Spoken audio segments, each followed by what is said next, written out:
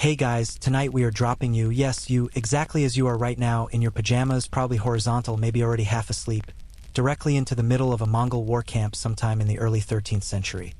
Picture the vast, wind-scraped steppe stretching out in every direction like the earth forgot to stop. The sky above you is enormous, the kind of enormous that cities never let you see. A bruised purple at the edges bleeding into a cold, steel-gray dawn. Fires are already burning. Horses are already moving. And somewhere not very far away, a man who has conquered more territory than any military force in human history is probably already awake and making decisions that will determine the fate of millions. You, meanwhile, are standing there in the pre-dawn chill wondering where the bathroom is. You probably won't survive this, and tonight we are going to explore exactly why in loving, sleepy, slightly horrifying detail. So, before you get comfortable, take a moment to like the video and subscribe, but only if you genuinely enjoy what I do here. Drop a comment letting me know where in the world you're watching from and what time it is there. Whether you're in Manila at midnight or in Manchester at 2 in the morning, I love knowing who's out there drifting off with me. Now, dim the lights, maybe turn on a fan for that soft background hum, and let's ease into tonight's journey together. The first thing you notice, before the smell, before the noise, before any of the genuinely alarming details that are going to unspool over the next several hours, is the cold. It is a specific kind of cold that does not exist in the world most of us inhabit. This is not the cold of a poorly insulated apartment or a frosty morning commute. This is steppe cold, the cold of a landscape that has no interest in your comfort and no memory of ever having had any. It moves horizontally, coming in off the grasslands in long, low waves, and it finds every gap in whatever you're wearing with an almost personal efficiency. Your ears hurt, your knuckles hurt, the inside of your nose does something unpleasant the moment you breathe in. And the sun isn't even fully up yet. The camp around you is already awake. This is the first and perhaps most important thing you need to understand about life among the Mongol armies of Genghis Khan's era. Nobody here is sleeping in. Nobody here is easing into the day with a warm drink and some quiet reflection. The camp operates on a rhythm that is older and harder than anything you've ever been asked to keep, and that rhythm starts before dawn without exception, without negotiation, and without any sympathy for the fact that you only arrived last night and haven't quite found your footing. The layout of the camp itself is immediately disorienting. You were perhaps expecting something chaotic, a rough scattering of tents and cookfires that looks like a very aggressive camping festival. What you find instead is something considerably more structured, and that structure is its own kind of intimidating. The jairs, the round, felt-covered dwellings that the Mongols carry with them across thousands of miles of open steppe, are arranged in patterns that mean something. Position is not random. Everything about where a gur sits relative to every other gur communicates rank, function, and relationship. The entrance of each gur faces south, a detail so consistent and so deliberate that it functions almost like a compass. You file this away as useful information, though you don't yet know why. The gur closest to you, the one you were presumably sheltered near last night, is not large by any standard you'd apply at home, but it is astonishing in its own way. It was assembled and disassembled with a speed that construction workers in any modern city would find humbling. A skilled Mongol family could have that structure up and fully functional. Fire lit, sleeping mats arranged, felt walls properly tensioned against the wind, in under an hour. They could take it down in roughly the same time. The entire Mongol military apparatus moves like this, like a city that learned to sprint. The Gears felt walls are thick enough to hold heat reasonably well, and they're layered in ways that manage airflow with a sophistication that historians still find impressive when they actually stop to study the engineering rather than just marveling at the cavalry tactics. You step carefully around a guy rope and try to look like you belong here. This is, for the record, not going well. You are wearing the wrong things, standing the wrong way, and moving with the uncertain shuffle of someone who is very aware that they do not speak the language and has no idea which direction contains the nearest exit. Several people have already looked at you. None of those looks were warm. The smell reaches you properly now, because the wind shifts for just a moment and delivers the full olfactory profile of the camp directly to your face. It is layers. There is the smell of animals, horses primarily, but also sheep, goats, the occasional dog, and that smell is not background noise, it is the main event. Underneath it is smoke from the dung fires, which burn differently from wood fires, lower and steadier and with a particular earthiness that you will either get used to or you won't, and there's no middle ground. Underneath that is the smell of fermented things, specifically arag, the fermented mare's milk that is basically the Mongol equivalent of both a health drink and a social lubricant, and which smells, to your unaccustomed nose, like something that has gone wrong in a dairy. You will learn more about arag later. You are not looking forward to it. The mainstream historical record is clear on one remarkable point about these war camps. The Mongol army at its height was not simply a fighting force but a fully mobile society. When the army moved, it moved with everything. Families in some configurations, craftspeople, healers, administrators, shamans. The organizational logistics of keeping tens of thousands of people and hundreds of thousands of animals moving across the Eurasian steppe, fed and watered and militarily effective, represents one of the great administrative achievements of the medieval world. It is easy to focus on the battles because battles are dramatic and battles make good television. But the real genius of the Mongol war machine was the supply chain, the communication network, the disciplined movement of an entire civilization across impossible distances. You are standing inside that machine right now, and you are a very small, very soft, very confused gear that does not quite fit. Here is a quirky detail that gets less attention than it deserves. Mongol warriors on campaign would sometimes travel with a small herd of mares specifically so they could have fresh milk available without stopping. They managed the milking schedule around the march. The horses were not merely transportation and cavalry weapons. They were a living, moving food supply, and the relationship between a Mongol warrior and his string of horses was nutritional as much as it was martial. You look at the horses currently visible from where you're standing and try to recalibrate your understanding of what a horse is for. Where you come from, a horse is a leisure item, possibly a sport. Here, a horse is closer to a combination of car, refrigerator, and military weapon. The comparison does not quite capture it, but it's the best you've got on short notice. A child runs past you. The child cannot be more than 7 years old, and the child is moving with a confidence and a purposefulness that frankly embarrasses you. Small children in this camp have jobs. They have skills. A 7-year-old in the Mongol world was likely already riding, already helping manage animals, already embedded in the economic and social fabric of the group in ways that were real and load-bearing. This child glances at you briefly with the kind of frank, unsentimental assessment that children are very good at, clearly concludes that you are not interesting and keeps moving. You watch them go and feel, not for the last time today, like you are somehow the least competent person in any given radius. The light is changing now. The gray is giving way, slowly and reluctantly, to something that might eventually become actual daylight, and as it does the camp resolves into sharper detail. You can see the picket lines where the horses stand in rows, their breath misting in the cold air.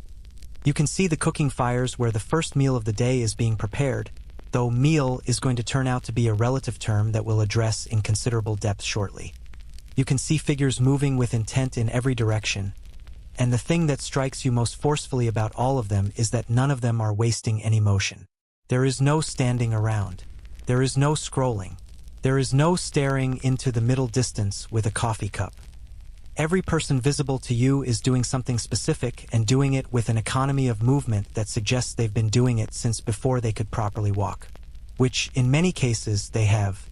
Historians still argue whether the Mongol military success was primarily a matter of superior tactics and technology, or whether it was rooted more deeply in the cultural conditioning of a people whose entire civilian life was already essentially military training.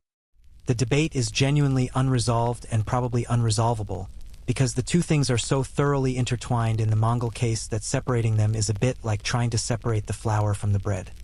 The horsemanship that made the cavalry so devastating was not learned in a training program. It was absorbed through a childhood spent almost entirely on horseback. The endurance that allowed armies to cover distances that stunned their enemies was not the result of specialized conditioning. It was just what happened when you grew up on the steppe, where staying still too long in the wrong season would kill you. You are now thoroughly, irreversibly awake. Whatever remained of your comfortable, horizontal, pajama-wearing existence back home has been fully burned off by the cold and the noise and the smell and the weight of understanding that you are very much not in Kansas anymore, or wherever you started this evening. The camp is moving around you with the fluid, purposeful energy of something that has been doing this for generations, and you are a stationary obstacle in the middle of it, which is already, on some level, a problem. Someone speaks to you. You don't understand the words. The tone is not unkind, but it is not patient either. It is the tone of someone who has things to do and is mildly confused about why you are standing there like a decorative item. You smile. This seems to be the wrong response, or at least a puzzling one. The person gestures, fairly clearly, that you should follow them, and you decide that following is probably better than continuing to stand there looking decorative. As you fall into step behind your temporary guide, you start to take inventory of yourself, which is not an encouraging exercise. You are soft in places where everyone here is hard. You are uncertain in ways that everyone here has never had the luxury of being. Your skills, and here you try to think of them generously, are largely non-applicable in this environment. Whatever you do for a living, whether you work in an office or a hospital or a school or a coffee shop, none of it translates to the interior of a 13th century war camp in any meaningful way. You cannot ride. You cannot shoot a composite bow. You do not know how to read the grass for signs of weather or water or enemy movement. You do not know the social protocols that govern every interaction in this place, and you are about to discover that those protocols matter enormously, in ways that can have very rapid and very unpleasant consequences. You are, to put it gently, underqualified for your current location. But you're here. The fire crackles. The horses exhale their great clouds of warm breath into the cold morning. Somewhere in the camp, a sound rises that might be a command or might be a signal or might be something you don't have a category for yet, low, carrying, threaded through with urgency. And the day, such as it is, has officially begun. Your guide moves quickly, and you discover within about 30 seconds that keeping up is itself a test you were not warned about. The pace here is not a leisure pace. Nobody in this camp walks the way people walk through shopping malls or airport terminals, that comfortable, unhurried drift that implies time is something you have a surplus of. Here, movement has intention baked into every step, and the unspoken rule seems to be that if you are moving towards something specific, and if you are not moving towards something specific, you should not be visible. You file this away and try to make your shuffling pursuit of your guide look more purposeful than it feels. The camp is larger than it appeared from your initial vantage point, which was already larger than you expected. As you move through it, the scale starts to register properly. This is not a campsite in any sense you have a ready reference for. This is closer to a city that happens to be made of felt and organized around the logic of military movement rather than permanent settlement. There are distinct zones, though they aren't marked with anything as helpful as a sign. There are areas of dense activity, cooking, equipment maintenance, animal management, and areas of relative quiet that your instincts tell you are not meant to be wandered through by someone of your obvious standing, which is to say, no standing at all. The social architecture of this place is something you need to understand quickly, because it governs literally everything. And here is the first uncomfortable truth of your morning. In a Mongol war camp, your position in the hierarchy is not invisible. It is written on you. It is in your clothing, your equipment, your horse if you have one, your posture, your relationship to the people around you, and a dozen other legible signals that everyone here can read fluently and that you are broadcasting in entirely the wrong language. You think you're just a person walking through a camp. Everyone who sees you is reading a fairly detailed social resume, and the resume is not flattering. The Mongol military hierarchy is, in its own way, a masterpiece of organizational clarity. At the very top, of course, is the Khan. In the high period of Mongol expansion, this means Genghis Khan himself, or whichever of his sons and generals holds command in this particular theater of operation. The Khan's authority is not merely political or military. It is cosmological. It derives from a concept called the mandate of heaven in various neighboring cultural translations. But in the Mongol understanding, it is something closer to divine appointment by the eternal blue sky, Tingri, the supreme spiritual force that the Mongols believed had specifically tasked their people with the unification, or as their enemies experienced it, the subjugation of the world. You might think this sounds like a convenient theological justification for conquest, and historians still argue whether the religious sincerity of this belief was widespread and deep or whether it functioned more as ideology, useful for motivation and legitimacy but not necessarily felt as personal spiritual truth by every warrior in the ranks. Either way, the practical effect is the same. The Khan's word is not a policy position open to debate. It is closer to a law of physics. Below the Khan, the command structure breaks down in a way that is elegant in its simplicity. The army is organized in decimal units. 10 men form an arban, the basic unit of Mongol military organization, and the leader of those 10 is the first rung of command. 10 arbans make a zun, 100 men. 10 zuns make a mingan, 1,000. 10 mingans make a tuman, 10,000, the great operational unit of the Mongol army, the force capable of independent strategic action. Every soldier knows exactly where they sit in this structure. Every soldier knows exactly who they answer to and exactly who answers to them. The chain of command has no ambiguity, no overlap, no blurred edges. It is clean in the way that things designed by people who cannot afford confusion are always clean. What makes this particularly striking is where this organization came from.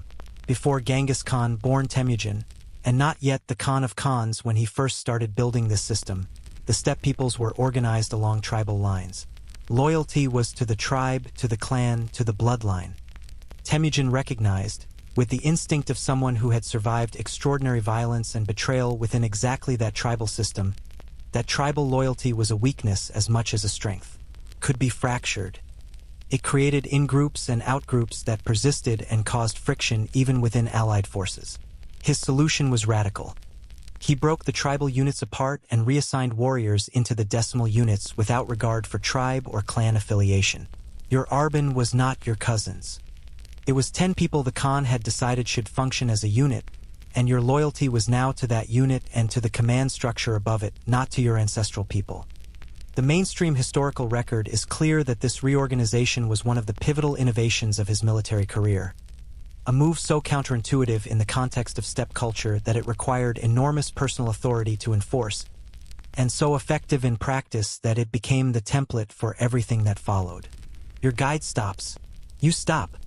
You are standing at the edge of an open area where several men are engaged in what appears to be an administrative function. There is a system of organization happening here, equipment being counted or assessed, something being recorded, possibly in the Uyghur script that the Mongols adopted for administrative purposes since their own language had no native writing system at this point. One of the men looks up at you. This look is different from the child's look from earlier. This is an assessment with stakes. The man who is looking at you is not physically imposing in the way that dramatic representations of Mongol warriors sometimes suggest. He is not enormous. He is compact, dense-looking, with a face that has been thoroughly educated by wind and cold, and eyes that process information with the quiet efficiency of someone who makes consequential decisions regularly and has learned not to waste motion on his face while doing so.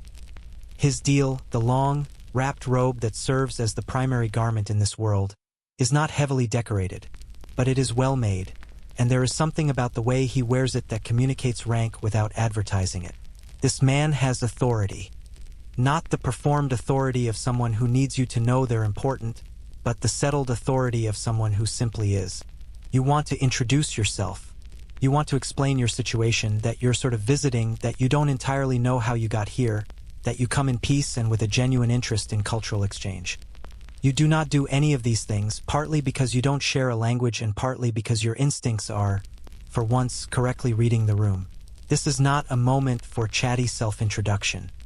This is a moment for stillness and appropriate deference, and you achieve both largely by accident because you have no idea what else to do. Within the decimal hierarchy, the social texture is considerably more complex than the clean org chart suggests. Merit is the official currency of advancement in Genghis Khan's army, and this is not merely rhetoric. It was a genuine and radical departure from the aristocratic logic of most contemporary military systems, where birth determined rank. A man from a low-status background could, and regularly did, rise to command a mingan or even a tuman on the basis of demonstrated ability. Several of Genghis Khan's most important generals began as soldiers of no particular social distinction.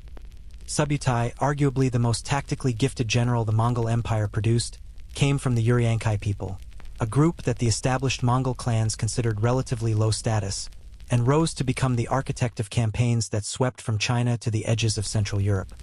The system genuinely rewarded performance.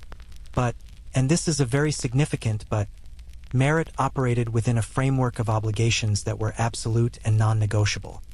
The relationship between a commander and his soldiers was bound by reciprocal duties that functioned almost like a contract, except that the penalties for breach were considerably more severe than anything in modern employment law. A commander was obligated to share booty with his men, to look after their welfare within the constraints of campaign, to demonstrate the physical courage he demanded from them. In return, his soldiers owed him complete loyalty, complete obedience, and complete willingness to die on his instructions without hesitation or complaint. The word for what happened if you broke this compact, on either side, was not termination. It was something considerably more final. This is why you are in immediate, low-grade danger simply by virtue of your position. Not because anyone in this camp has any particular desire to harm you, but because you have no clear role, no established relationship, no identifiable position in the web of obligations that holds this entire society together. You are a loose thread, and loose threads in a military camp are either woven in quickly or snipped off. The administrative man is currently trying to decide, without any outward evidence of the deliberation happening behind those weathered eyes, which category you fall into. The quirky historical footnote that comes to mind here is this: the Mongol system of shared responsibility meant that if one member of an arban deserted in battle, the other 9 could be executed. If one man showed cowardice, the consequences could extend to his entire unit. This collective accountability system was not accidental cruelty. It was designed to make the social pressure of your immediate comrades a more immediate motivator than fear of the enemy. When your 9 companions' lives are contingent on your behavior, you discover reserves of courage you did not know you had. It was, from a behavioral design standpoint, extraordinarily effective. It also means that being the new person who doesn't understand the rules, attached to a unit that doesn't know you and has no reason to trust you, is a position of some delicacy. A decision appears to have been made. The administrative man says something to your guide, short, definitive, and returns his attention to whatever he was doing before you interrupted the geometry of his morning. Your guide takes your arm, not roughly but firmly, and steers you in a new direction. You go. As you walk, you try to read the social landscape around you more carefully, now that you have a slightly better framework for what you're looking at. The clothing is one of the most immediate legible texts. The deal varies enormously in quality and decoration across the camp, and those variations map directly onto the hierarchy you're beginning to understand. Senior commanders wear deal of silk and fine wool, sometimes with decorative edging, sometimes with functional armor beneath or over them. The ordinary warriors wear deal of rougher materials, sheepskin, felt, coarser wool, but even these are well maintained, because a warrior whose equipment is in poor condition is a warrior who is communicating something unflattering about his unit's leadership.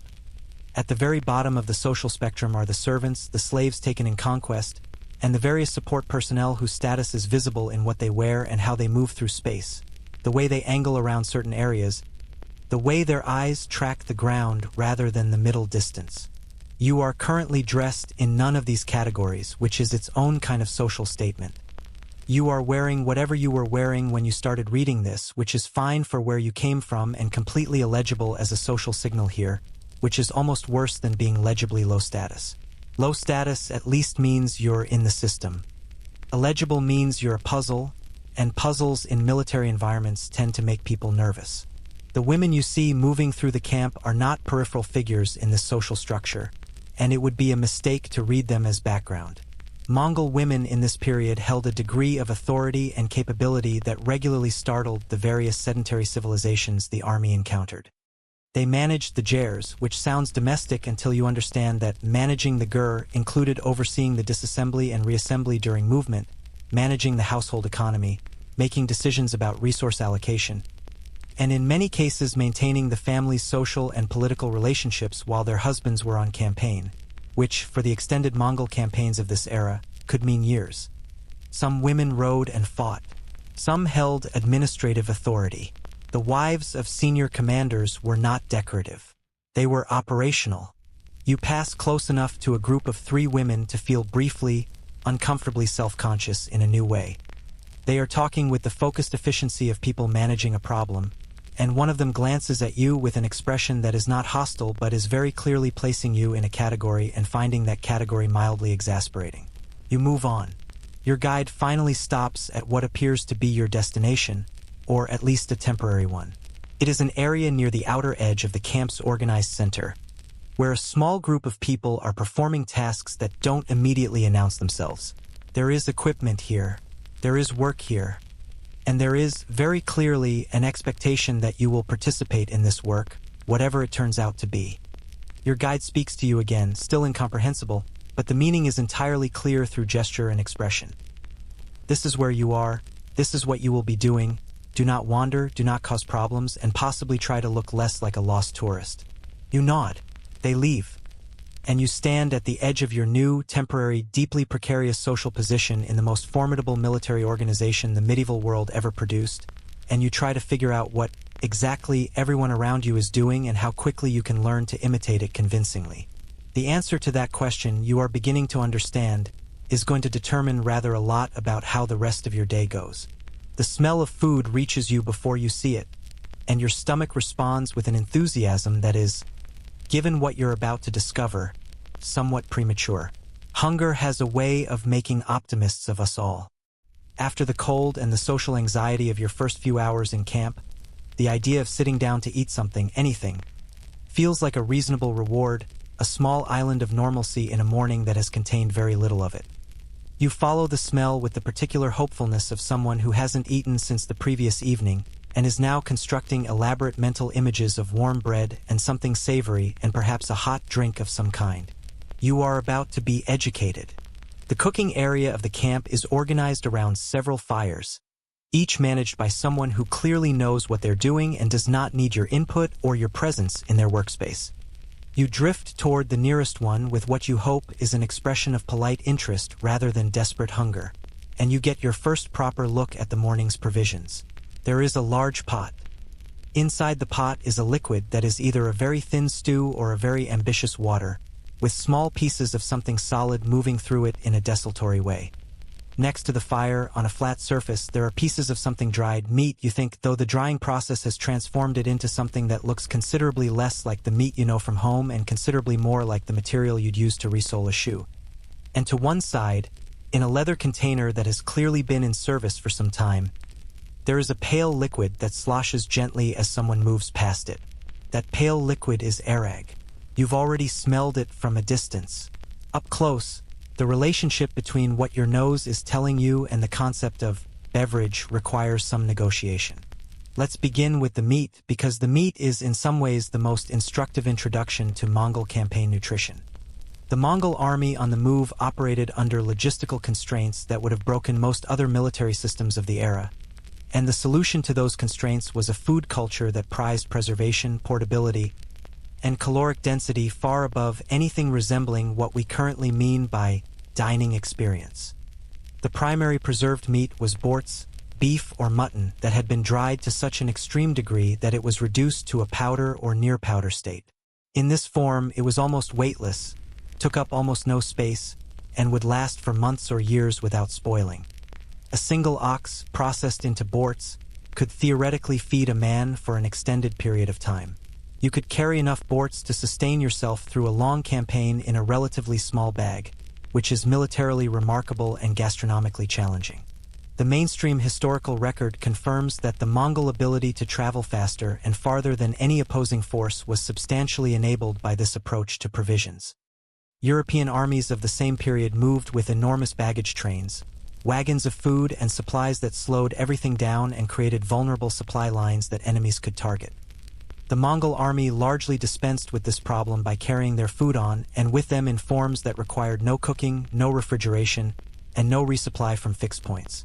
When you are your own supply chain, your operational range becomes essentially unlimited. It was logistical genius expressed through the medium of very, very dry meat. What you're looking at in the pot is borts being reconstituted, hot water drawing the dried meat back toward something with texture and sustenance, if not exactly toward anything you'd describe as flavor in the way that word is generally meant. The resulting liquid is thin, a little fatty if you're lucky, with a taste that is best described as earnest. It will keep you alive and functioning.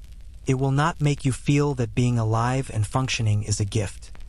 You accept a portion in a wooden bowl that is handed to you by someone who has clearly assessed your situation and decided that feeding you is simpler than not feeding you, and you drink it standing up because there is nowhere to sit that you've been invited to use. It is not terrible. It is not good.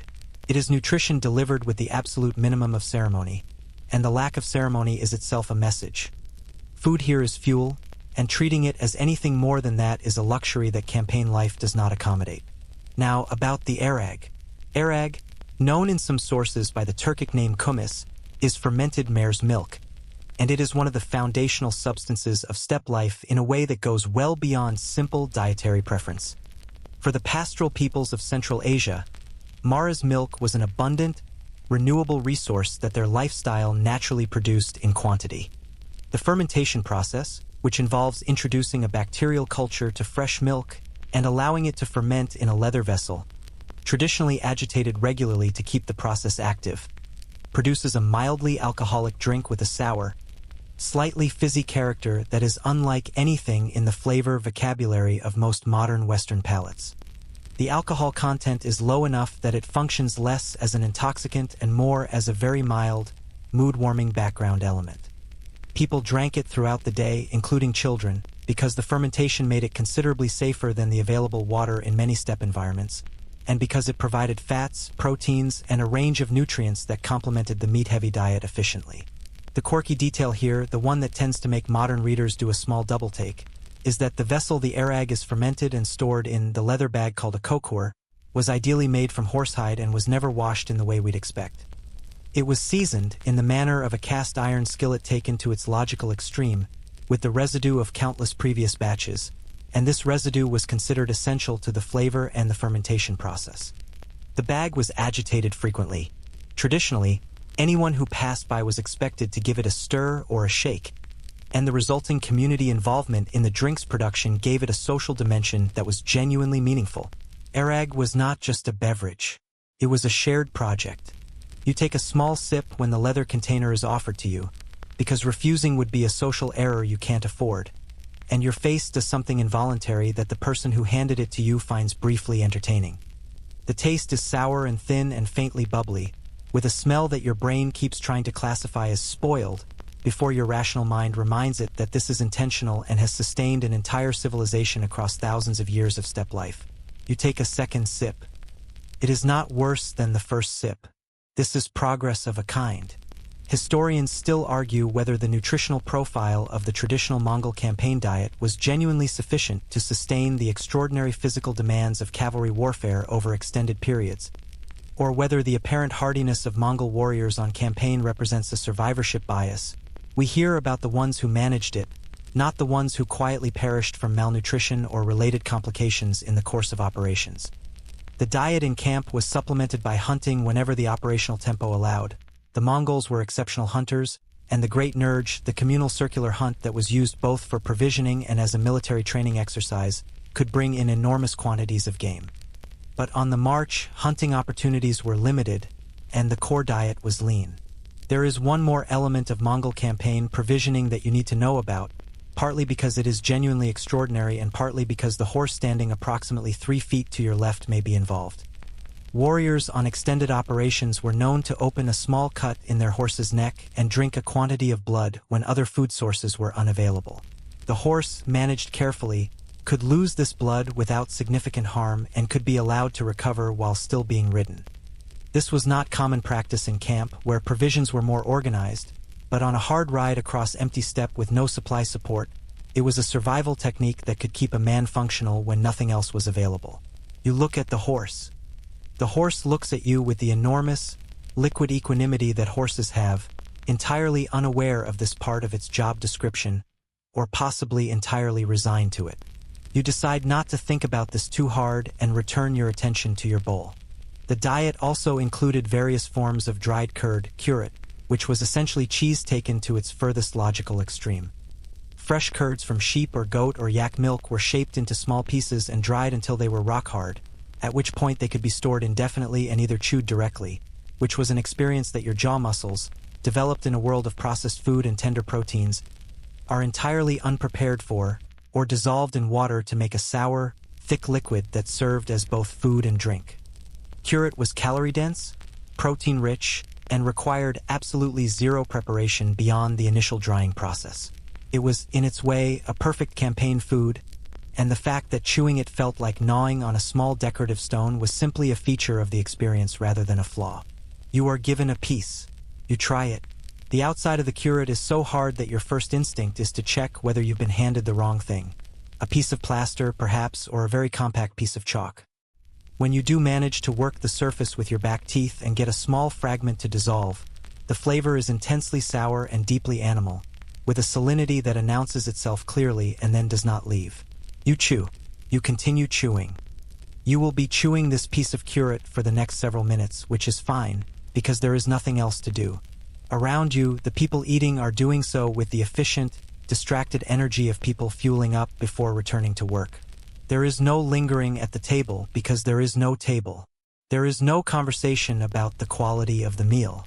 There is consumption and then there is movement. The entire feeding process for the camp operates on a timeline that would alarm anyone accustomed to the 25-minute lunch break, let alone the leisurely meal. The management of food at a command level was also considerably more sophisticated than the simple provisions you're currently working through. Senior commanders and the Khan's household ate better. This is true in every military hierarchy in every era, and the Mongols were not exceptions to human nature in this regard. Feasts were a significant part of Mongol political and social culture, and when the campaign allowed for celebration, after a significant victory, at significant seasonal milestones, the feasting could be elaborate, extended, and organized around the ritual consumption of arag with a formality that transformed the drink from fuel into ceremony. The great Kuriltai, the assemblies of Mongol leadership, were accompanied by feasting that served diplomatic and political functions alongside the nutritional ones. But that world of celebratory abundance is not your world this morning. Your world this morning is thin broth, jaw-breaking curd, and a sip of something sour from a leather bag that has never been washed. You finish your broth. You are still working on the curate. Someone gestures to indicate that you should return the bowl, and you do, and then you stand for a moment in the cooking area, feeling the thin warmth of the fire on your front while the cold continues its patient work on your back. Your stomach is not exactly satisfied, but it has been acknowledged, which is probably the best you are going to do here. The horses need to be fed too, and this process is happening concurrently around you at a scale and with an attention to detail that, frankly, the humans feeding did not receive. The relationship between the Mongol army and its horses was not sentimental in the way that modern horsemanship culture sometimes becomes. These were working animals in the most rigorous possible sense, and sentiment was not a primary feature of the relationship. But the horses' welfare was a practical priority of the highest order, because a cavalry force without functioning horses is just people standing on grass looking confused, and the entire strategic logic of the Mongol military depended on horses that were sound, fit, and capable of the extraordinary physical demands of campaign operations. Each warrior typically had multiple horses, estimates vary, but somewhere between 3 and a dozen per man is the range most often cited, the variation depending on rank and operational role. The horses were rotated so that no single animal was ridden to exhaustion, and the management of this equine logistics operation was itself a full-time undertaking within the camp. Right now, watching the horses being tended, fed, checked over, and organized along their picket lines with a care that is quietly impressive, you begin to understand that the nutritional challenge of this camp is not just yours. It is distributed across a population of animals that outnumber the humans considerably, and that population has to be kept operational or the whole enterprise collapses. You watch a man move along the picket line, checking each horse with the practiced efficiency of someone for whom this animal represents both his livelihood and his survival. The horse gets checked. The horse gets fed. The horse is, in every meaningful operational sense, more important than you are at this particular moment in this particular camp. The curate has finally, after what feels like a small geological epoch, dissolved enough in your mouth to swallow. You do so. It leaves a sour, salty warmth that settles somewhere in your chest with an air of permanence. You decide it is not the worst thing you have ever eaten, which is a low bar but an honest one. Somewhere in the camp, the sounds of the morning are shifting. The feeding is winding down. The horses are settled. The fires are being managed for cooking and for warmth rather than active preparation. And the energy of the camp is moving in a direction that your animal instincts recognize before your conscious mind catches up. Things are about to get more demanding, not less. The morning is advancing, and with it comes the structure of the day, and the structure of the day in a Mongol war camp is not a structure that has any space in it for standing around digesting your broth and trying to remember what a croissant tastes like. You take a breath. The cold fills your lungs cleanly, carrying wood smoke and horse and the distant mineral smell of open steppe. And the camp moves around you, steady and purposeful, indifferent to your comfort and entirely serious about what comes next. The horse they assign you is not the horse you would have chosen, which is fine because you would have chosen wrong. You would have looked for something approachable, something with a kind eye and a relaxed posture, something that looked like it might be patient with a beginner. The horse you are given is a Mongolian horse, which means it is short, wide, tough, and possessed of a personality that is best described as deeply opinionated. It stands approximately 13 hands high, small by the standards of the warhorses you've seen in paintings and films, the great destriers of European medieval tradition, the noble, arching creatures that seem to exist primarily to look impressive while someone in armor sits on them. This horse does not look impressive. This horse looks like it has been having a private argument with the concept of cooperation for its entire life and has not yet lost. You approach it with the careful, slightly hunched posture of someone trying to appear non-threatening to an animal that is, by any reasonable assessment, non-threatening to you in return, at least physically. The horse is maybe 850 pounds. You are somewhat less. The arithmetic of this situation should make you feel safe, but horses have a gift for making humans feel uncertain regardless of the technical power dynamics, and this particular horse is exercising that gift fully. It turns its head and looks at you with one large, dark eye, and what you see in that eye is not hostility exactly. It is assessment. The horse is evaluating you, and the evaluation is proceeding with the same frank, unhurried thoroughness as the administrative man from earlier. You are beginning to feel that being evaluated is simply what happens to you in this place, permanently and from all directions. The man who has brought you to this horse says something and makes a gesture toward the animal that clearly means get on. You look at the horse. You look at the man. You look at the horse again. There is no saddle in the sense you might recognize. There is a simple pad and a framework that serves the function of a saddle without achieving the Baroque comfort engineering of later equestrian traditions. The stirrups are there, which is actually a significant historical point. The stirrup was one of the technologies that made Mongol cavalry so devastatingly effective, allowing riders to stand in the saddle and shoot with full rotational freedom without being flung off by the horse's movement. You note the stirrups with something approaching gratitude, because without them your chances of remaining on this horse for more than approximately 8 seconds are already not good. You get on. The process of getting on is not elegant. There is a moment, a protracted, undignified moment, where you are neither on nor off the horse and the horse has opinions about this ambiguous state that it expresses through a sideways movement that you were not expecting and cannot correct for. The man watching you says nothing, but his face does something extremely controlled that is almost certainly a suppressed response of some kind. You settle into the pad saddle arrangement with the relief of someone who has achieved a goal they were not confident of achieving, and you sit there breathing slightly too fast while the horse reasserts its stillness and returns to its private argument with the universe. Now look down. Look at the ground from up here, from the back of this short, wide, immovable-seeming horse. It's not far. A Mongolian horse is not tall. But the ground has a way of looking further away than the measurements suggest when you are sitting on something that is alive and has recently demonstrated its willingness to make lateral decisions without consulting you.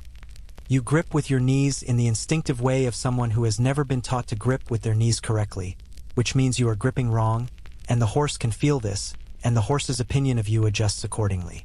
The mainstream historical fact that settles over you here, with the particular weight of information that arrives at exactly the wrong moment, is this: Mongol children began riding before they could walk with any confidence. There are accounts, recorded by travelers and diplomats who visited the Mongol world during the height of the empire, people like the Franciscan friar Giovanni de Pien del Carpine, who made the extraordinary journey to the Mongol court in the 1240s, of children of 2 and 3 years old being tied to horses and walked around so that the rhythm of the animal became, literally, their first physical education. By the time a Mongol boy was 4 or 5, he was riding independently. By 8 or 10, he was learning to shoot from horseback. By the time he entered military service, he had spent more of his life on a horse than off one, and his body had been shaped by that experience in ways that were structural. Different muscle development, different proprioception, a different relationship to balance and motion that was deeply physical and entirely unconscious. He did not think about riding. He rode the way you breathe, automatically, with the body's intelligence rather than the mind's. You have been on this horse for approximately 90 seconds and you are already thinking about riding with your entire conscious mind, all of it with nothing left over for anything else. This is the problem. Horsemanship in the Mongol military context was not a skill that sat alongside other skills in a catalog of competencies. It was the foundation on which every other military capability was built.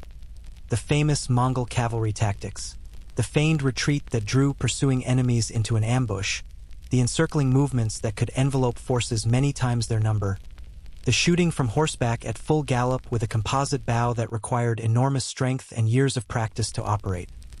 None of these things existed independently of the horse. The horse was not a tool the warrior used. The horse was closer to an extension of the warrior's body, a second, larger, faster body that the warrior inhabited when combat required it. And the level of integration between human and animal that this required was something that could not be taught to an adult beginner in any time frame that a war camp would consider relevant. Your guide from this morning, a different person has appeared now, someone whose role seems to be specifically related to horses and riders, a kind of mounted instructor, clicks his tongue and his own horse moves forward, and he expects you to follow. Your horse does follow, which is both a relief and a source of new anxiety, because following means moving, and moving means the horse is making decisions about direction and pace that you are nominally supposed to be influencing through the reins and your legs, but are in practice having no influence on whatsoever. The horse knows where it's going. You are cargo. The Mongolian horse breed itself deserves a moment of appreciation, because it is one of the genuinely remarkable things in this environment and it doesn't get the historical attention it merits. These horses are the descendants of the animals that populated the steppe for thousands of years before the Mongol Empire existed, shaped by the same forces that shaped the people. The brutal winters, the sparse forage, the enormous distances, the absence of any veterinary intervention or selective breeding program in the modern sense. They are cold-hardy to a degree that would astonish modern equestrians. They can survive on forage that other breeds would starve on, digging through snow with their hooves to reach dried grass beneath, a behavior called cratering that allowed Mongol armies to operate in winter conditions that pinned other forces in place. They do not require grain in the quantities that European warhorses needed, which was another significant logistical advantage. They are not fast over a short distance compared to a thoroughbred or an Arabian, but over long distances, sustained across days and weeks of campaign movement, they have an endurance that is extraordinary. The quirky footnote here is that Mongolian horses are genetically among the least modified of any domestic horse breed. They remain closer to their wild ancestors than almost any other horse on Earth. The Przewalski's horse, the last truly wild horse species, is their near relative, and the genetic distance between a Mongolian riding horse and its wild cousins is smaller than between almost any other domestic animal and its wild ancestor. You are sitting on something that is, in a meaningful evolutionary sense, barely domesticated cooperative by learned disposition rather than by millennia of selective breeding for human-desired traits like docility and responsiveness. This horse is working with you because it has decided to, not because it has been engineered to, and it could revise that decision at any moment. Your instructor demonstrates something. He does it on horseback at a pace that makes it look simple, and you watch carefully and understand what he's doing in principle and have absolutely no ability to replicate it in practice. He is showing you how to communicate direction through subtle shifts of weight and leg rather than relying exclusively on the reins. The Mongol riding style was light-handed by the standards of many contemporary cavalry traditions, emphasizing balance and body communication over mechanical control. This made sense for mounted archery, which required both hands free for the bow and meant that the horse had to be steerable through other means.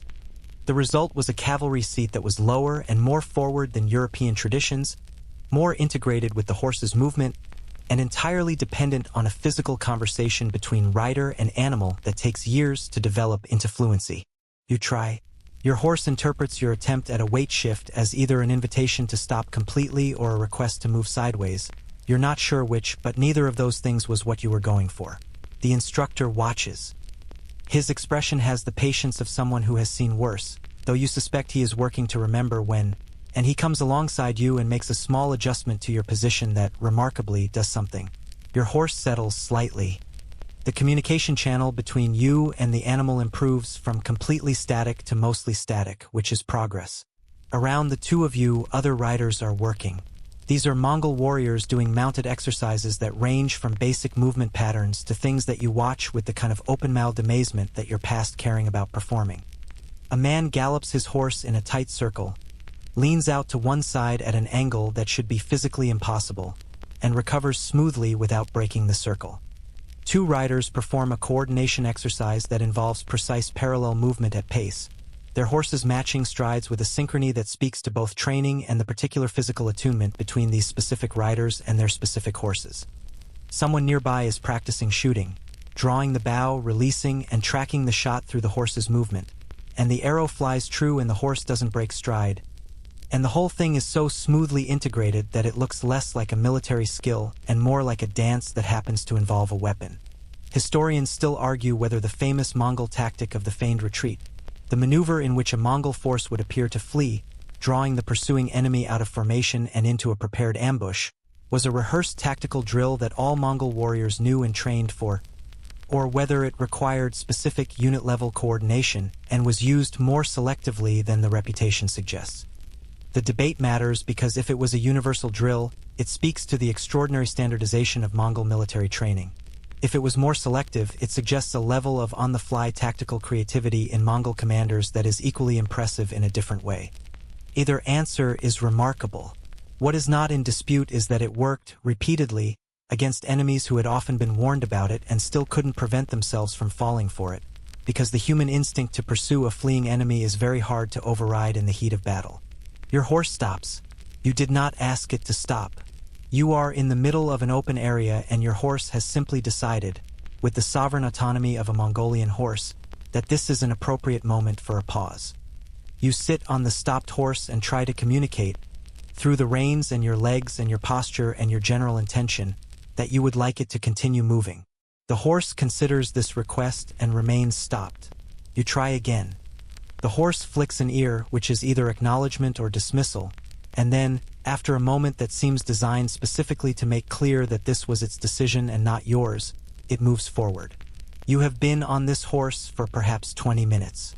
You are already tired in muscles you were not aware you had, because riding incorrectly, which is what you are doing comprehensively, uses the wrong muscles in the wrong ways and produces a fatigue that is both immediate and deeply located. Your inner thighs are informing you of their existence with a specificity they have never previously achieved. Your lower back has opinions.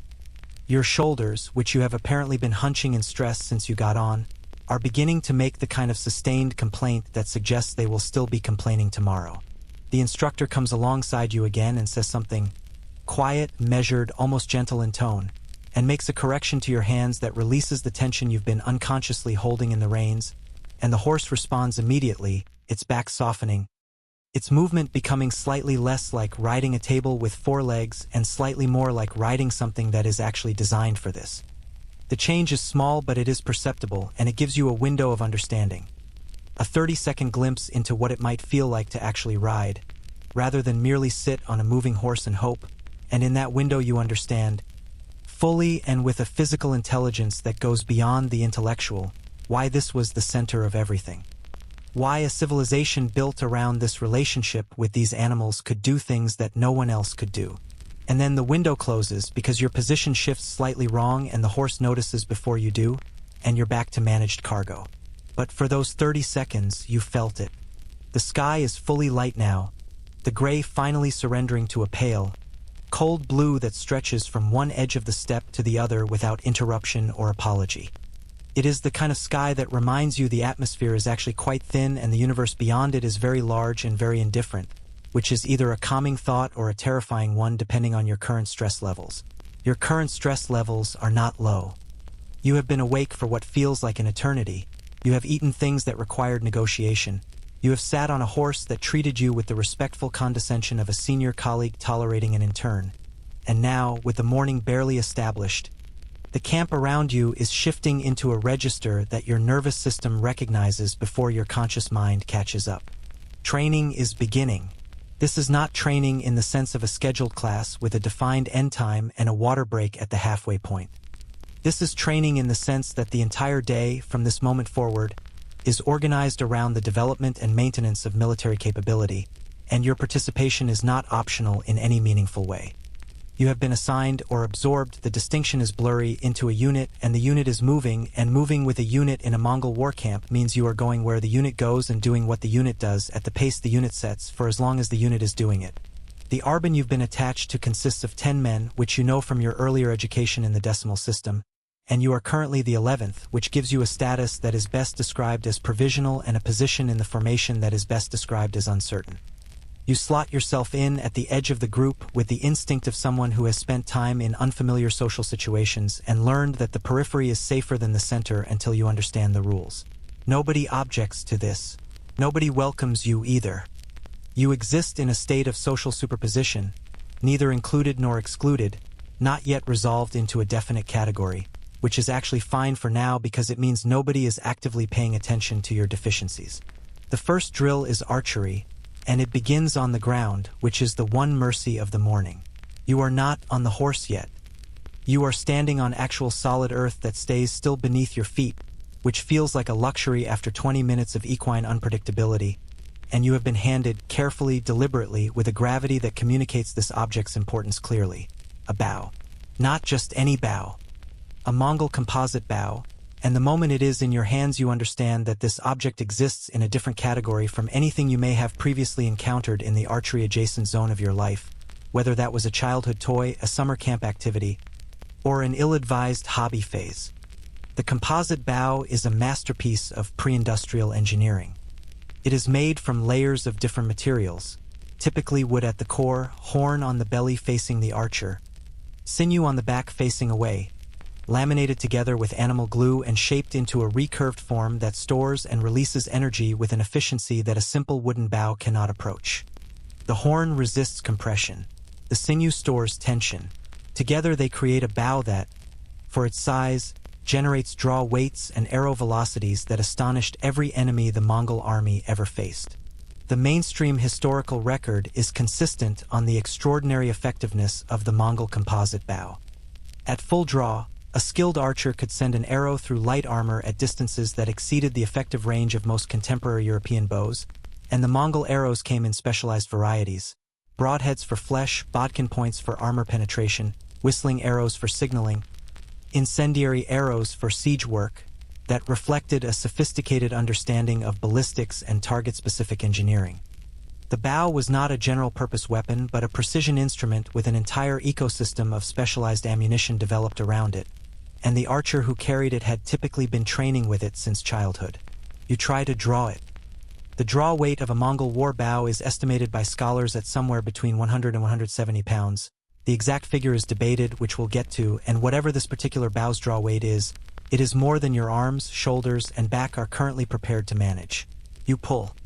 The bow does not cooperate in the fluid way that bows cooperate in films and television, where drawing seems to require no more effort than opening a refrigerator.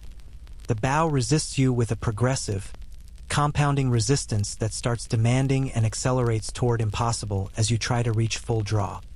You get approximately 2/3 of the way there before your left arm begins to shake with the sustained effort and your right hand, gripping the string, loses the kind of fine motor control that accurate shooting requires. You release. The arrow goes somewhere that is not the target.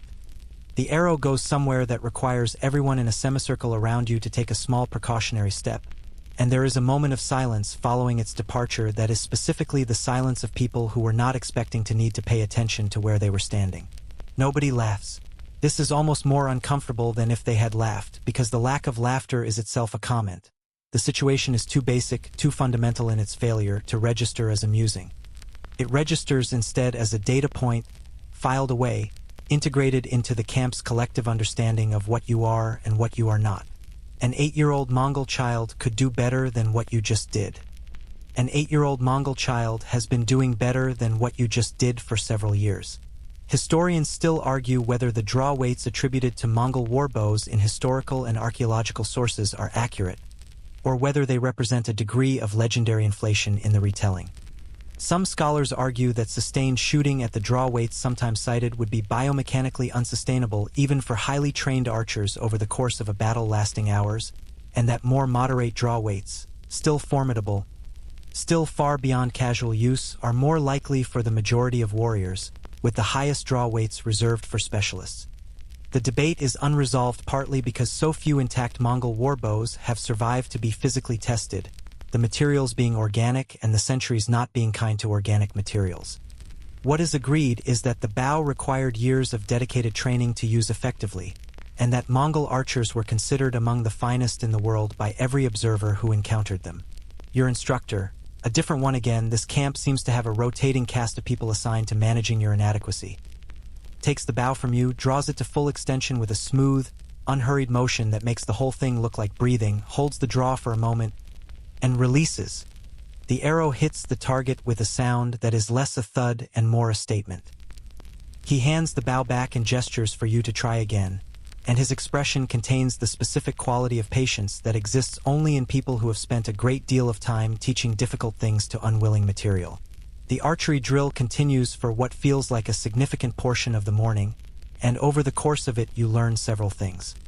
You learn that the correct grip on a Mongol bow involves the thumb rather than the fingers, using a thumb ring, typically made of bone or ivory or jade for wealthier warriors, horn or leather for the less affluent, to protect the thumb from the string's release and to allow a cleaner, more consistent draw.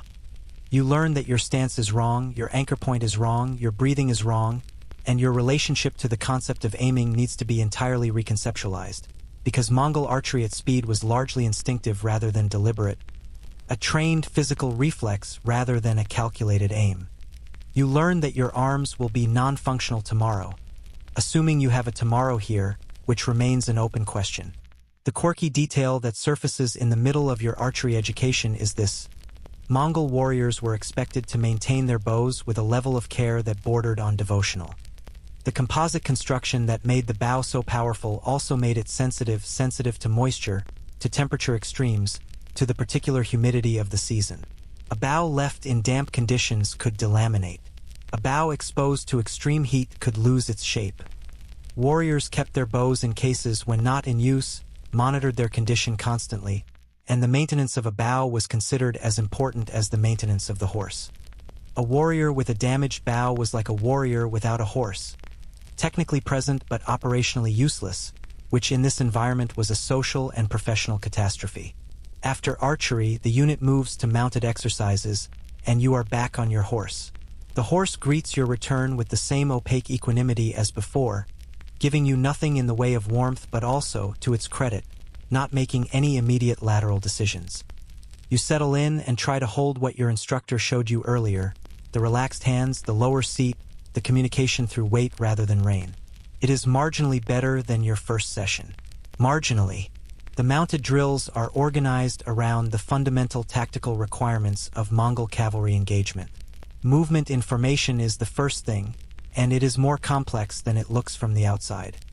10 horses moving in coordinated patterns, turning together, accelerating together, stopping together, requires the horses to be trained and the riders to be communicating through signals that are small enough not to break the formation's coherence.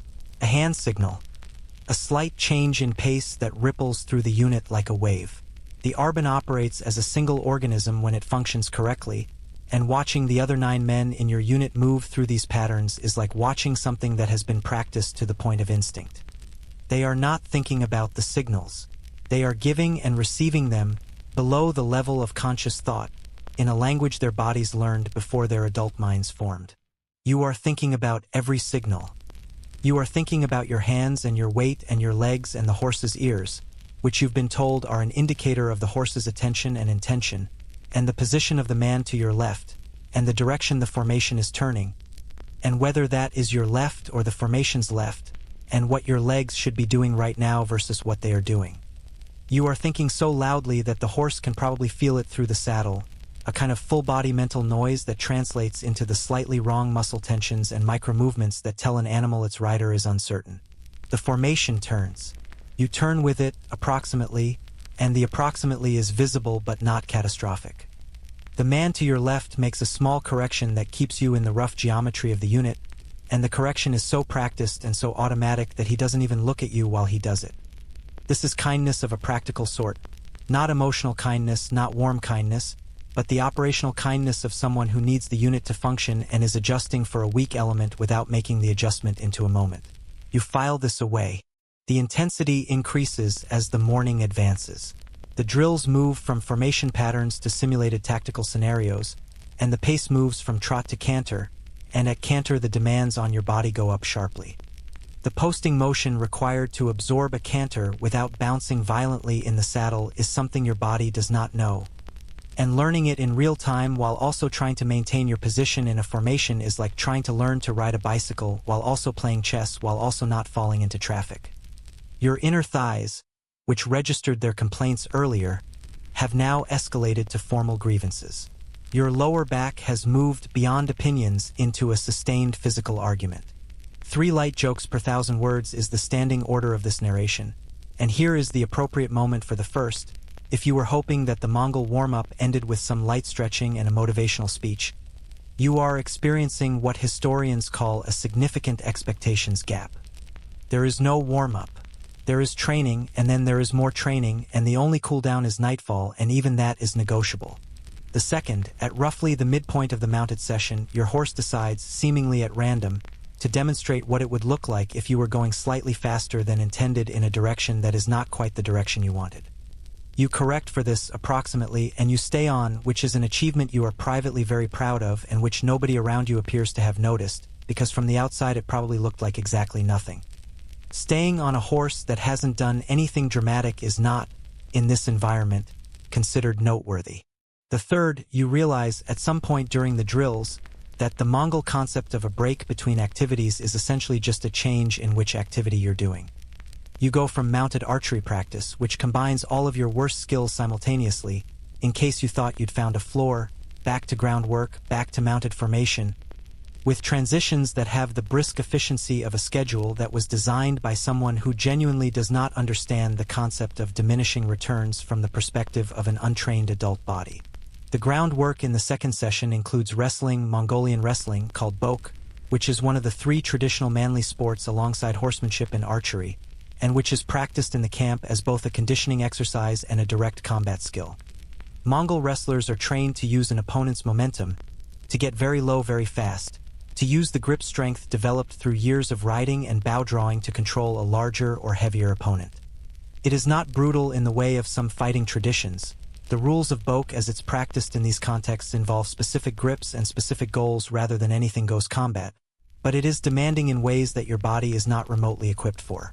You are paired with someone who is approximately your size, which is a mercy, and within about 20 seconds of the engagement beginning you are on the ground, which is less of a mercy. The ground is cold and hard and smells of horse in a way that is both immediate and comprehensive. You get up. You try again. You are on the ground again, faster this time, which seems geometrically unfair. The man you're wrestling is not unkind about this. He is simply competent, and competence applied to an incompetent creates the ground-finding results you're experiencing with some regularity.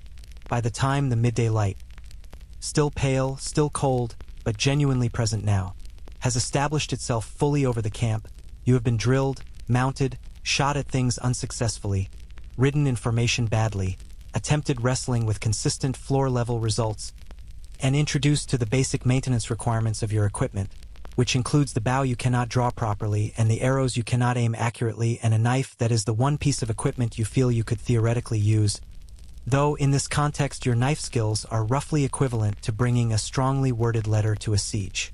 You are tired in a way that has layers. There is the surface tiredness of physical exertion, muscles used, energy spent, and beneath that is the deeper tiredness of sustained concentration and sustained inadequacy, the exhaustion of spending hours in an environment where every instinct you have is slightly wrong and every automatic response you produce requires correction. It is the tiredness of being a beginner in a world of experts, which is a specific kind of tired that sleep addresses but doesn't entirely cure. And the afternoon is only beginning. Somewhere between the end of the morning drills and the beginning of whatever the afternoon holds, you make a mistake. It is not a dramatic mistake. It is not the kind of mistake that announces itself with noise or consequence in the immediate moment.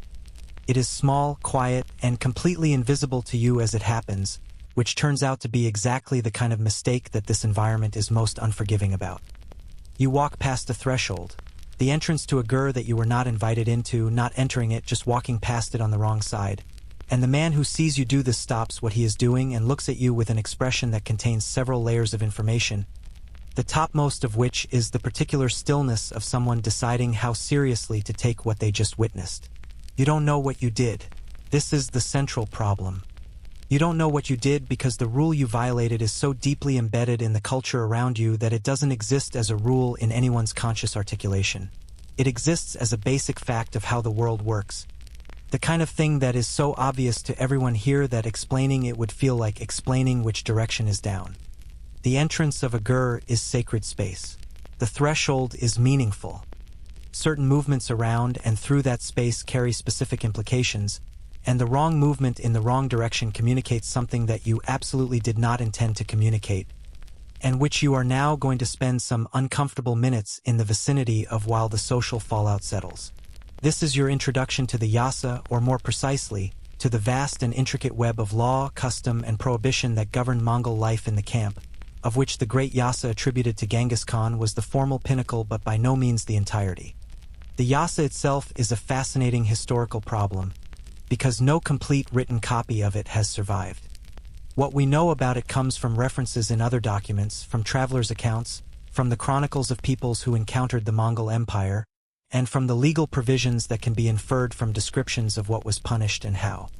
The code existed, its authority was real, and its enforcement was serious, but its exact contents are reconstructed rather than directly known, which means that historians still argue whether the yasa was a comprehensive legal code in the modern sense or more of a collection of significant judgments and decrees that accumulated around Genghis Khan's authority over time and were given the retrospective dignity of a unified law. What is clear from every source is that it covered an extraordinary range of human behavior, from the grandly political to the intimately domestic, and that its provisions operated alongside a parallel body of customary law, the yosin, that governed the everyday texture of life in ways that were unwritten, uncodified, and entirely non-negotiable. The yosin is what you're currently running afoul of repeatedly and without awareness, and the yosin does not come with a manual. Let us take stock of what you have already violated, because the list is more extensive than your morning would suggest and you deserve to know the full picture. The threshold issue is real. In Mongol custom, entering or exiting a gur must be done correctly, stepping over the threshold rather than on it, and certain movements around the exterior of the gur communicate specific things about your relationship to the household and its occupants. Stepping on a threshold was considered deeply inauspicious, the kind of act that could theoretically bring misfortune to the household, and that therefore carried social consequences ranging from a sharp rebuke to, in the more formal provisions of Mongol law in this period, something considerably more serious depending on context and the status of those involved. You also, this morning, leaned on a support pole inside the gur you sheltered in. You didn't think about this. You were cold and tired and the pole was there. But the central support pole of a gur, the tunos supporting structure, carries symbolic and spiritual significance as the axis of the household, and casual physical contact with it by a guest who has not been specifically invited into that relationship with the household is a social error. Not a catastrophic one in your case because nobody of consequence saw it and you're not important enough for minor errors to escalate automatically. But noted, filed, added to the accumulating ledger of your ambient wrongness in this space. The mainstream historical record gives us a picture of Mongol law that is in some ways startlingly progressive for its era and in other ways entirely alien to modern sensibilities. The yasa, as reconstructed, contained provisions that guaranteed religious freedom across the empire, a remarkable policy in an era when most major powers enforced religious conformity with violence. It exempted religious clergy of all faiths from taxation. It prohibited the enslavement of Mongols by other Mongols. It established the principle that senior positions should be assigned on the basis of merit rather than birth, which we've already discussed in the context of military hierarchy. These provisions reflect a pragmatism and a cosmopolitanism that the Mongol Empire's reputation for destruction tends to obscure in popular history. But the same code, and this is the whiplash quality of Mongol law that modern readers find difficult to integrate into a coherent picture, prescribed death for an extremely broad range of offenses. Urinating in a fire or running water in certain formulations was a capital offense, rooted in the spiritual significance of those elements. Stealing at certain thresholds was punishable by death. Lying to a superior in a military context was punishable by death. 3 times bankrupt in some accounts meant death. The asymmetry between the relative modernity of some provisions and the absolute severity of the penalties can make the Yasa feel like a document assembled by committee from incompatible philosophical traditions, which in some sense it reflected the accumulated judgments of a man who was simultaneously a visionary empire builder and a product of a steppe culture where survival-level stakes were normal and mercy was a resource you deployed strategically rather than as a default. The quirky and somewhat sobering detail here is that one of the most significant provisions of Mongol law in the military context was the prohibition on looting during battle without authorization. This sounds counterintuitive for an army famous for the wealth it extracted from conquered territories, but the logic is characteristically practical. Unauthorized looting breaks formation, creates disorder, causes soldiers to prioritize personal enrichment over tactical objectives, and can turn a military victory into a strategic mess. The Yasa mandated that all plunder be collected centrally and then distributed according to rank and contribution, a system that ensured the army remained operationally coherent during the conquest and that the rewards flowed through the hierarchy in a way that reinforced loyalty and discipline. Soldiers who broke ranks to loot without orders faced severe punishment. The wealth was real, but it was managed. You are now standing still, having noticed the man noticing your threshold error, and you are deploying the one universal social tool that transcends cultural context: stillness and a non-threatening expression. You are not moving. You are not making things worse. This is genuinely the correct instinct, and it may be the first correct instinct you have acted on all day. The man holds your gaze for a moment longer, makes a decision that is invisible to you in its specific content but legible in its result. He returns to what he was doing, and you breathe out slowly and file the moment away as a debt you don't fully understand the terms of. The prohibitions and customs that govern life in this camp extend into areas that you would not have thought to worry about, because they would not have registered as areas requiring worry. The direction you sit relative to the fire in a gur communicates your status and your relationship to the host. The western side is traditionally the male side, the eastern the female side, and sitting in the wrong location sends a social signal that ranges from inadvertent to insulting depending on context. Accepting food or drink with the left hand is an error, the right hand or both hands is correct, and the single-handed left-hand offering is associated with inauspicious meanings that trace back to beliefs about left and right that are deeply embedded in the cosmological framework of the culture. You think back to the Arag this morning and try to remember which hand you used and cannot, which is itself anxiety-inducing. Whistling inside a gur is prohibited, associated with summoning malevolent spirits, which is the kind of prohibition that seems quirky in the abstract and considerably less quirky when you understand that the entire spiritual framework of this culture is built on a set of relationships with forces that are real and present and responsive and absolutely not to be accidentally invoked. We'll get to the spiritual framework in more detail shortly, but for now understand that what looks to you like a list of arbitrary rules is to everyone around you a coherent moral and practical system with deep internal logic. You are not dealing with superstition in the condescending sense that word is sometimes used. You are dealing with a comprehensive cosmological understanding of how the world works, and the rules that flow from that understanding make as much sense within it as traffic laws make within ours. The handling of meat is governed by specific protocols that you have already navigated incorrectly without knowing it. Bones of significant animals, particularly horses, are not discarded carelessly. They are managed in ways that reflect the spiritual significance of the animal and its relationship to the household and the community. The specific cuts of an animal carry hierarchical meaning. Certain parts are for the Khan or senior leaders, certain parts for specific family members, certain parts for guests of particular status, and distributing or consuming the wrong part is a social error that can be as loaded with meaning as any verbal insult. You are managing, in the middle of all of this, the fundamental challenge of operating in a rule-governed environment without access to the rules. This is disorienting in a specific way that is worth dwelling on for a moment, because it produces a particular kind of anxiety that is different from the anxiety of physical danger. Physical danger at least has a clear shape. You can see the horse. You can feel the cold. But the social danger in this camp is invisible and omnidirectional, distributed through every interaction and every movement and every choice about where to stand and which hand to use and which direction to face and how to manage the space around thresholds and fires and the possessions of other people. You are walking through a minefield where the mines are ideas and the explosions are social, and you can't see the mines. The one comfort, and it is a small comfort but genuine, is that the camp is not waiting to catch you out. Nobody here has any particular investment in your failure.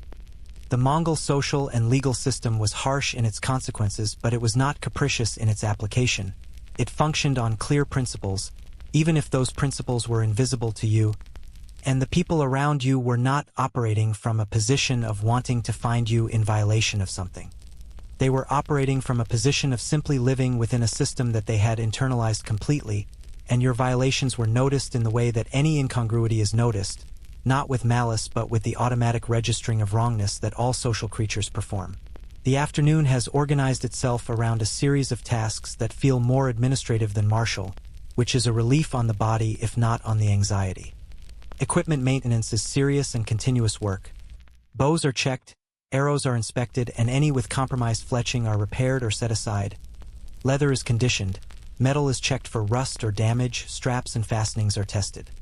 The care given to every piece of equipment reflects the understanding that, in the field, a failure of equipment is a failure of survival, and the maintenance culture is accordingly meticulous. You are given something to do. A leather strap that needs to be worked with a particular oil, rubbing it in with a circular motion that softens and conditions the material, and you do it carefully and quietly, and for a few minutes the work has the meditative quality of simple physical repetition, your hands busy, your mind allowed to settle from its constant alertness. The leather warms under your hands. The oil smells of something animal and old. Around you the sounds of the camp, horses, voices, the distant percussion of equipment, become almost, in this moment, something you could almost call peaceful. Almost.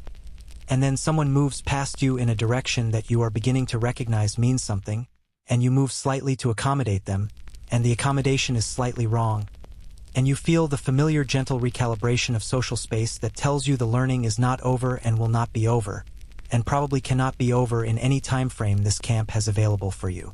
The Yasa's shadow falls over everything here, seen and unseen, codified and customary, written in no book you can read and enforced by no officer you can identify. It is simply the operating system of the world you're in, running constantly in the background, shaping every interaction and every consequence.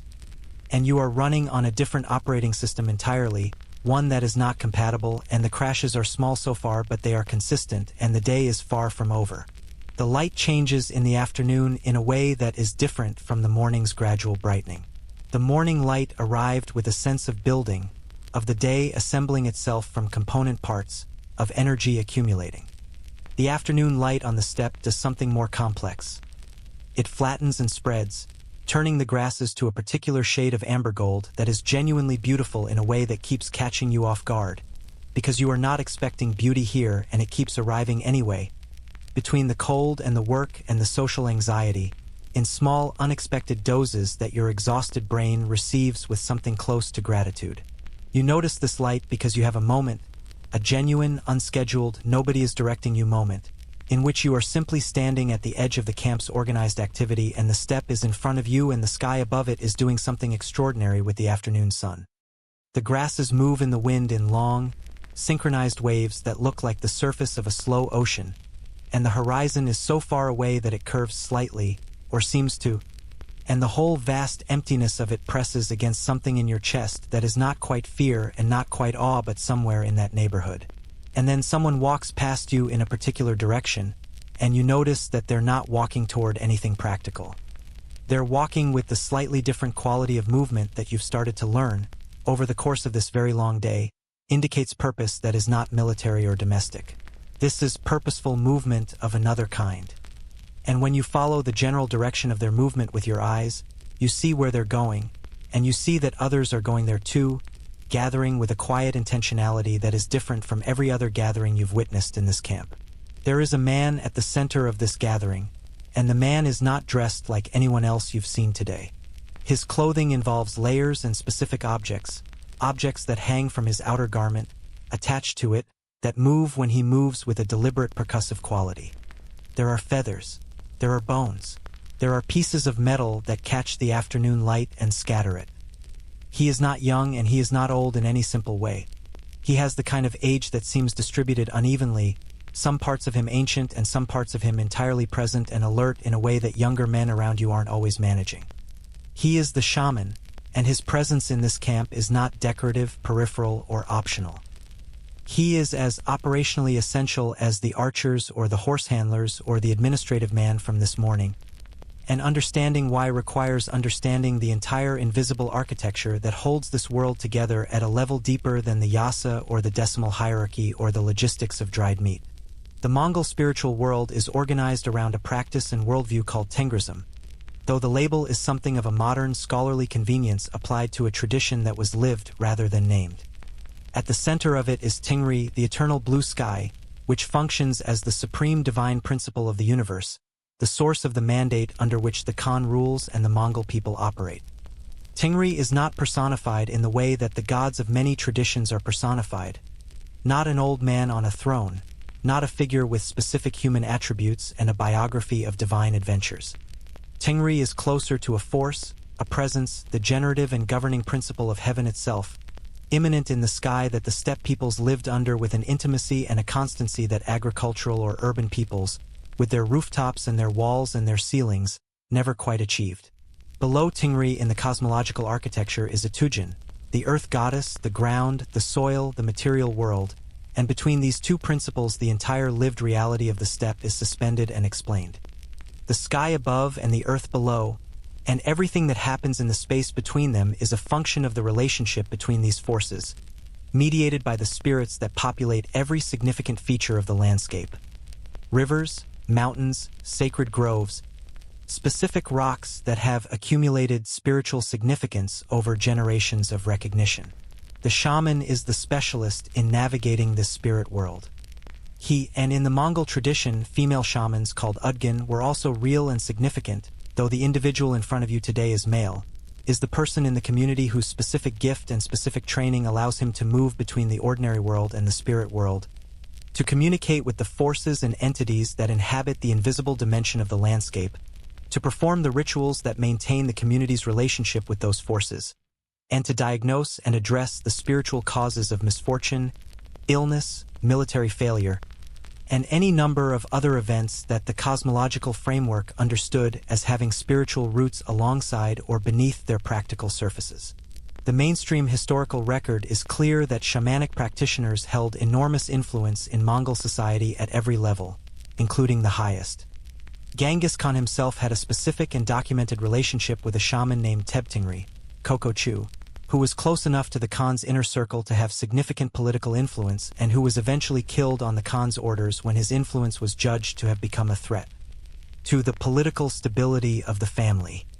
The story of Tebtingri is one of the more dramatic episodes in the early history of the Mongol Empire, involving accusations of spiritual overreach, political manipulation, and a confrontation that ended with Tebtingri's death in circumstances that were engineered to look accidental or spiritually caused rather than directly commanded, which tells you something about the complex power dynamics between political and spiritual authority even at the summit of Mongol power.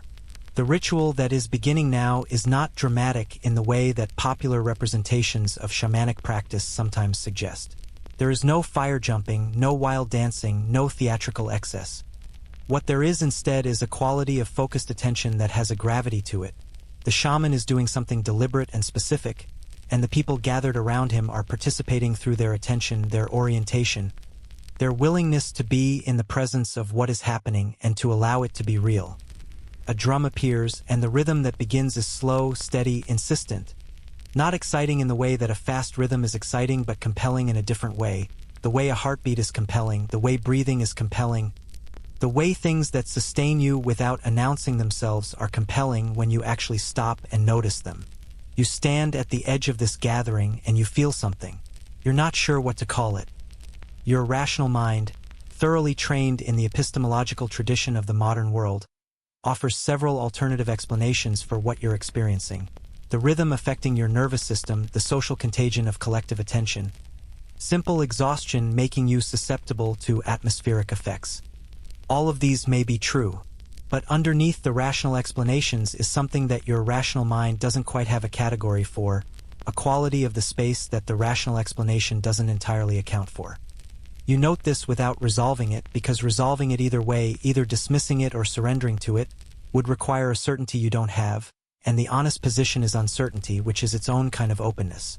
Historians still argue whether the Mongol rulers' famous religious tolerance, the policy of allowing and even protecting the religious practices of conquered peoples, of exempting clergy from taxation, of engaging curiously and seriously with Buddhist monks, Nestorian Christian priests, Islamic scholars, Taoist sages, represented a genuine cosmological open-mindedness rooted in Tengrism's inclusive spirit world framework, or whether it was primarily a political calculation, a pragmatic management tool for governing an empire of extraordinary religious diversity without the friction costs of forced conversion.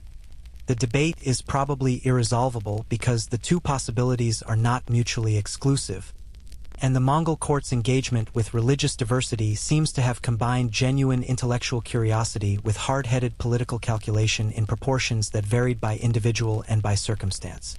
What is clear is that the Mongol attitude toward spiritual power was essentially empirical in its own terms. They were interested in what worked. If a Christian prayer seemed to produce results, that was valuable information. If a Buddhist ritual seemed to align forces in a favorable direction, that was worth incorporating. The shamanic tradition was the home base, the primary framework, but it was not exclusive in the way that monotheistic traditions could be exclusive, and this openness had both spiritual and strategic dimensions that the Khan exploited with characteristic thoroughness. The quirky and somewhat unsettling detail that lands here is this: before major military campaigns, significant decisions were made partly on the basis of divination, the reading of cracked sheep's shoulder bones, a practice called scapulomancy, in which a shoulder blade was exposed to heat and the cracks that formed were interpreted as messages from the spirit world about the advisability of the proposed course of action. This was not a marginal or embarrassed practice. It was part of the decision-making process at the highest levels of Mongol military planning. The great campaigns that reshaped the map of the known world were launched, in part, on the basis of shoulder blade readings, and the shamans who performed these readings had influence over the timing and direction of military operations that, in a modern military context, would be occupied by intelligence analysts and strategic planners. You watch the ritual and try to understand what is happening in it, and you find that your understanding is limited not by intelligence but by framework. You don't have the categories that would make the specific elements of what you're watching legible. You can see the drum, the rhythm, the specific objects, the quality of attention. You cannot read the meaning that everyone else present is reading, because the meaning is written in a language of practice and belief that takes a lifetime to acquire and cannot be summarized. This is the experience of being genuinely outside a living tradition, not as a tourist with an explanatory brochure, but as a person in the actual presence of something real that you cannot access. Your skepticism is the dangerous part. Not because anyone is reading your mind, but because skepticism in this environment is legible in the same way that social errors are legible. It shows in how you hold your body, in where your attention goes, in the quality of your engagement with what is happening. The camp is not asking you to believe. It is asking you to participate with the appropriate seriousness, to give the ritual the respect that belongs to it, to not be the person whose performative disengagement sucks energy from a communal practice that the community needs to function. This is not a religious test in a theological sense. It is a social obligation, and social obligations here have teeth. The spiritual calendar governs the camp's time in ways that are less visible than the military schedule but no less real. Certain days are auspicious for movement, others for rest. Certain activities are prohibited at certain times, not because of practical constraints but because of the alignment of spiritual forces that the shaman monitors and interprets. The ovu, the sacred cairn of stones and branches that marks a site of spiritual significance, must be circumnavigated clockwise when encountered, and offerings left at it are not optional courtesies but relational maintenance, payments into the spiritual economy that keeps the world functioning correctly. On the open steppe, where the ovu stands at a pass or a hilltop or a river crossing, this ritual is as natural as breathing to the people around you. The wind moves through the camp with a quality that is different in the late afternoon than it was in the morning. It's lower now, steadier, carrying a cold that is deliberate rather than incidental, the specific cold of the steppe in the hours before the temperature drops fully toward night. The horses feel it and adjust their stance slightly, weight shifting, nostrils widening. The fires in the camp are built up in response, fed more generously as the light leans toward gold and the shadows lengthen across the trampled grass. The ritual is concluding. You're not sure how you know this. There is no dramatic announcement, no clear ending gesture, but the quality of the gathering changes, the attention releasing like a slow exhalation, people beginning to move again with the purposeful ordinary motion of the camp's daily life. The shaman sits quietly in the aftermath of whatever he has been doing, and the quietness around him is respectful. Not the silence of people being careful not to disturb him, but the silence of people who recognize that something has been done and that the space around it should be allowed to settle. You drift away from the edge of the gathering with the slightly unsettled feeling of someone who has witnessed something they don't have the framework to fully process. The afternoon has given you beauty and ritual and the particular discomfort of genuine unfamiliarity, and the day is not done. The light is going. The cold is arriving with renewed intention. And somewhere in the camp schedule, which you are still only partially reading, night is being prepared for, and night on the steppe, in a war camp in the early 13th century, is its own distinct country with its own distinct demands. The fires speak to each other across the darkening camp, orange and amber and the particular blue at the base of a flame that means it's burning hot and clean. The shaman's drum has been silent for some minutes. And the sky above all of this, the vast, dark arriving sky, watches the way it always watches here, with Tingri's blue deepening toward the black that holds the stars, and the stars, when they come, are more numerous and more present than any sky you have seen before, because there is nothing here to dim them. You look up. You cannot help it. The stars arrive all at once, the way they do on the open steppe where there is no competing light to slow their appearance. One moment the sky is a deep bruised blue with the last of the sunset's evidence dissolving at the western edge, and then the stars are simply there, thousands of them, tens of thousands, arranged in the particular density of a sky that has never had a city beneath it to wash them out. The Milky Way is visible as a physical structure, a river of light that has actual dimension and depth, not the faint smear that urban dwellers occasionally glimpse on camping trips, but a genuine, overwhelming presence that seems to press downward slightly, as though the sky has weight. You stand with your head tilted back for longer than is probably appropriate given the various demands on your time and attention, because this sky is doing something to the inside of your chest that doesn't have a clean name, a kind of opening that the exhaustion and the anxiety and the cold have been keeping closed all day, and the stars have found the latch. Someone walks past you and says something that has the cadence of a question, and you lower your head and attempt an expression that communicates general purposefulness, and you start moving again because standing still in the dark staring at the sky is, in this camp's operational logic, the posture of someone who has no assignment, and you've learned enough today to know that no assignment is worse than a bad assignment. The night watch is being organized, and this organization is happening with the same systematic efficiency that has characterized every other aspect of this camp's functioning. The perimeter of the camp does not sleep. This is a fundamental principle of Mongol military security that is non-negotiable regardless of how quiet the operational environment seems, regardless of how far the nearest enemy force might be, regardless of what the weather is doing. The watch rotates through the night in shifts, with warriors assigned to specific sections of the perimeter and specific overlapping patterns of movement that ensure no section is unwatched for any sustained period. The system is designed to detect approach, human, animal, or otherwise, before it reaches the camp's interior, and to respond to that detection with a speed that requires the entire camp to be capable of transitioning from sleep to combat readiness in a time frame that would alarm most modern soldiers. You have been assigned to the watch. This is either a sign of basic trust, you've been deemed reliable enough to be given a real responsibility, or a sign that you are being placed where your incompetence can do the least damage, which is outside the camp in the dark, where if you miss something important, the warriors behind you will catch it. You choose to interpret it as the former because the alternative is not conducive to the psychological state you need to maintain through the next several hours. The section of perimeter you are assigned to is on the northern edge of the camp, where the steppe opens out into darkness in a way that is genuinely, immediately impressive in its vastness. During the day, the steppe was large.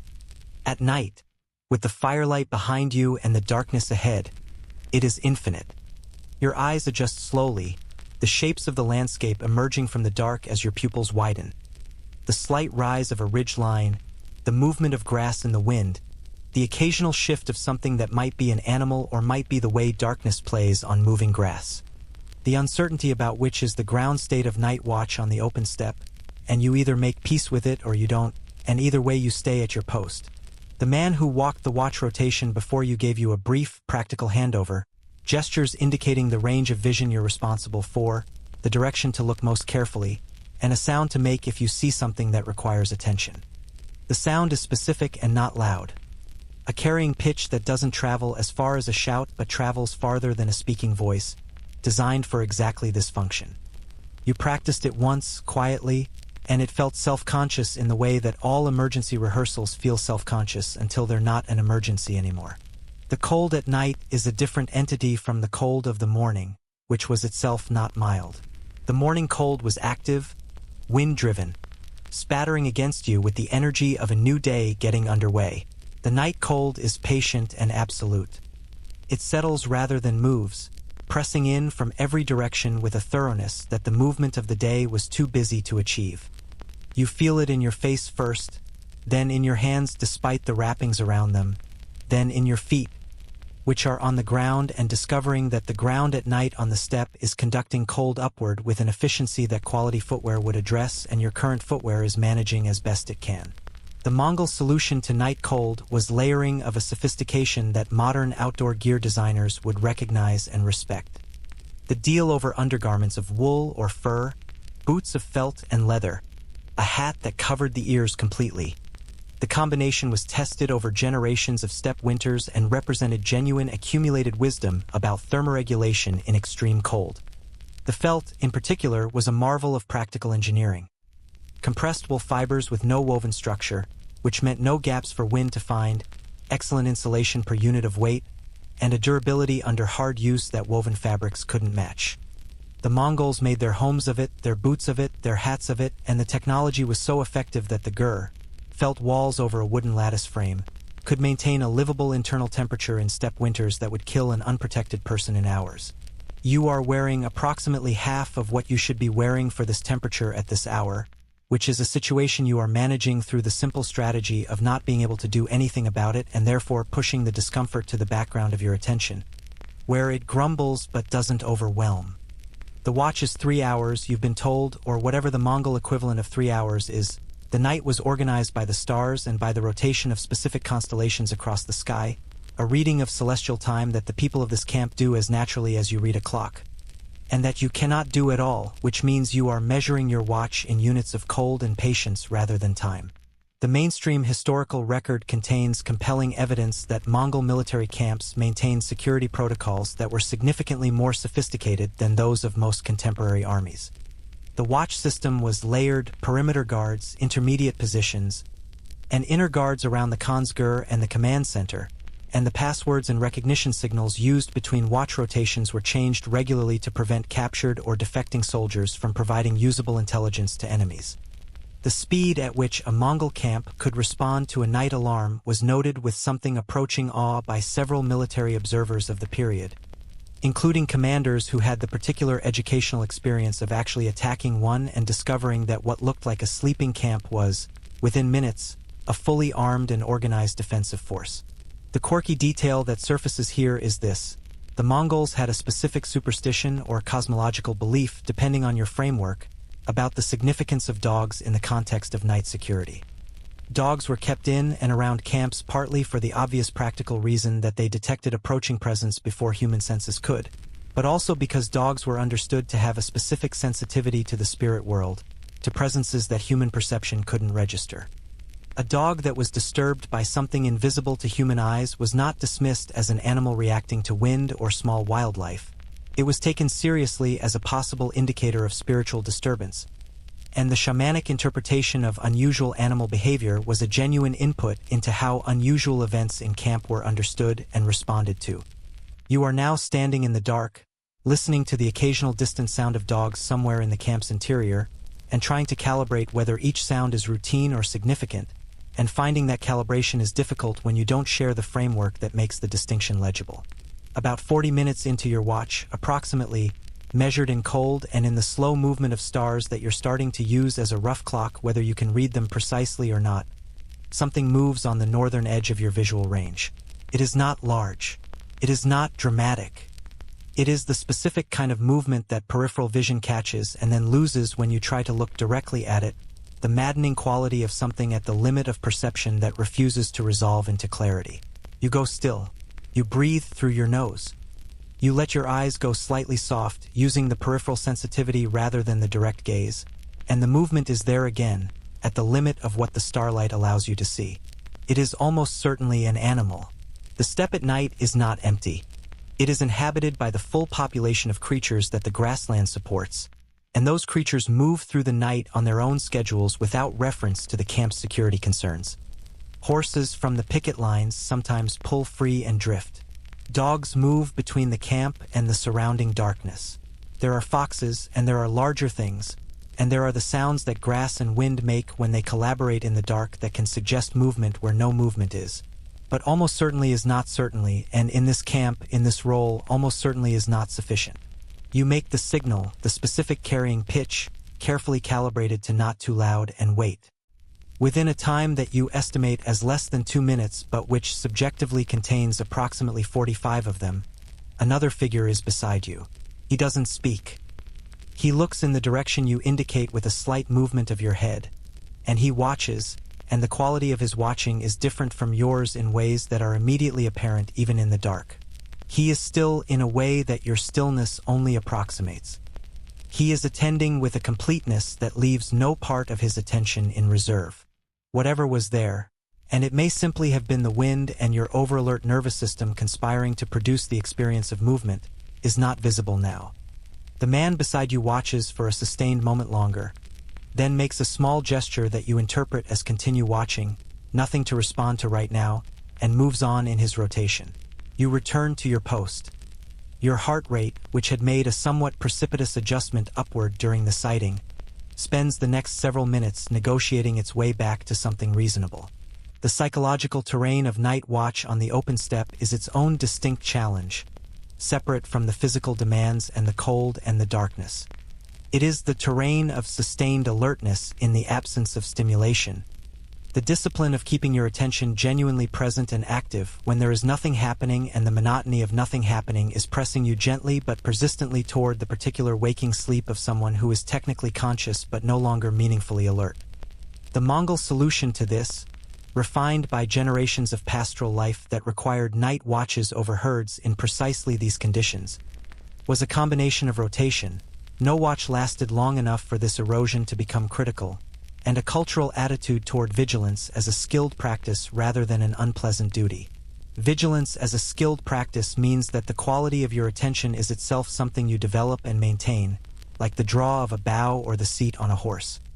The best watchmen on the steppe were not simply awake. They were attending actively, with a particular quality of open awareness that processed the sensory field of the night without narrowing onto any single stimulus. You try to do this. You try to hold the entire arc of your visual and auditory range in a kind of soft focus present to all of it without fixating on any part. It works intermittently, in brief stretches between the moments when your mind drifts to warmer places and has to be called back. The fires of the camp behind you provide an orientation point, and you use them, glancing back occasionally to reaffirm the geometry of the world. The camp at your back, the steppe ahead, the stars above confirming the directions. The fires are lower now than they were at nightfall, managed down for the sleeping hours while the watch keeps the perimeter, and their glow is amber and warm against the black, a different kind of star fallen to earth level, and you feel the pull of that warmth from here with a physical specificity that is almost embarrassing in its intensity. You are very, very cold, and the fires are very, very there, and the discipline of the watch is the discipline of not going to the warmth just because you want to.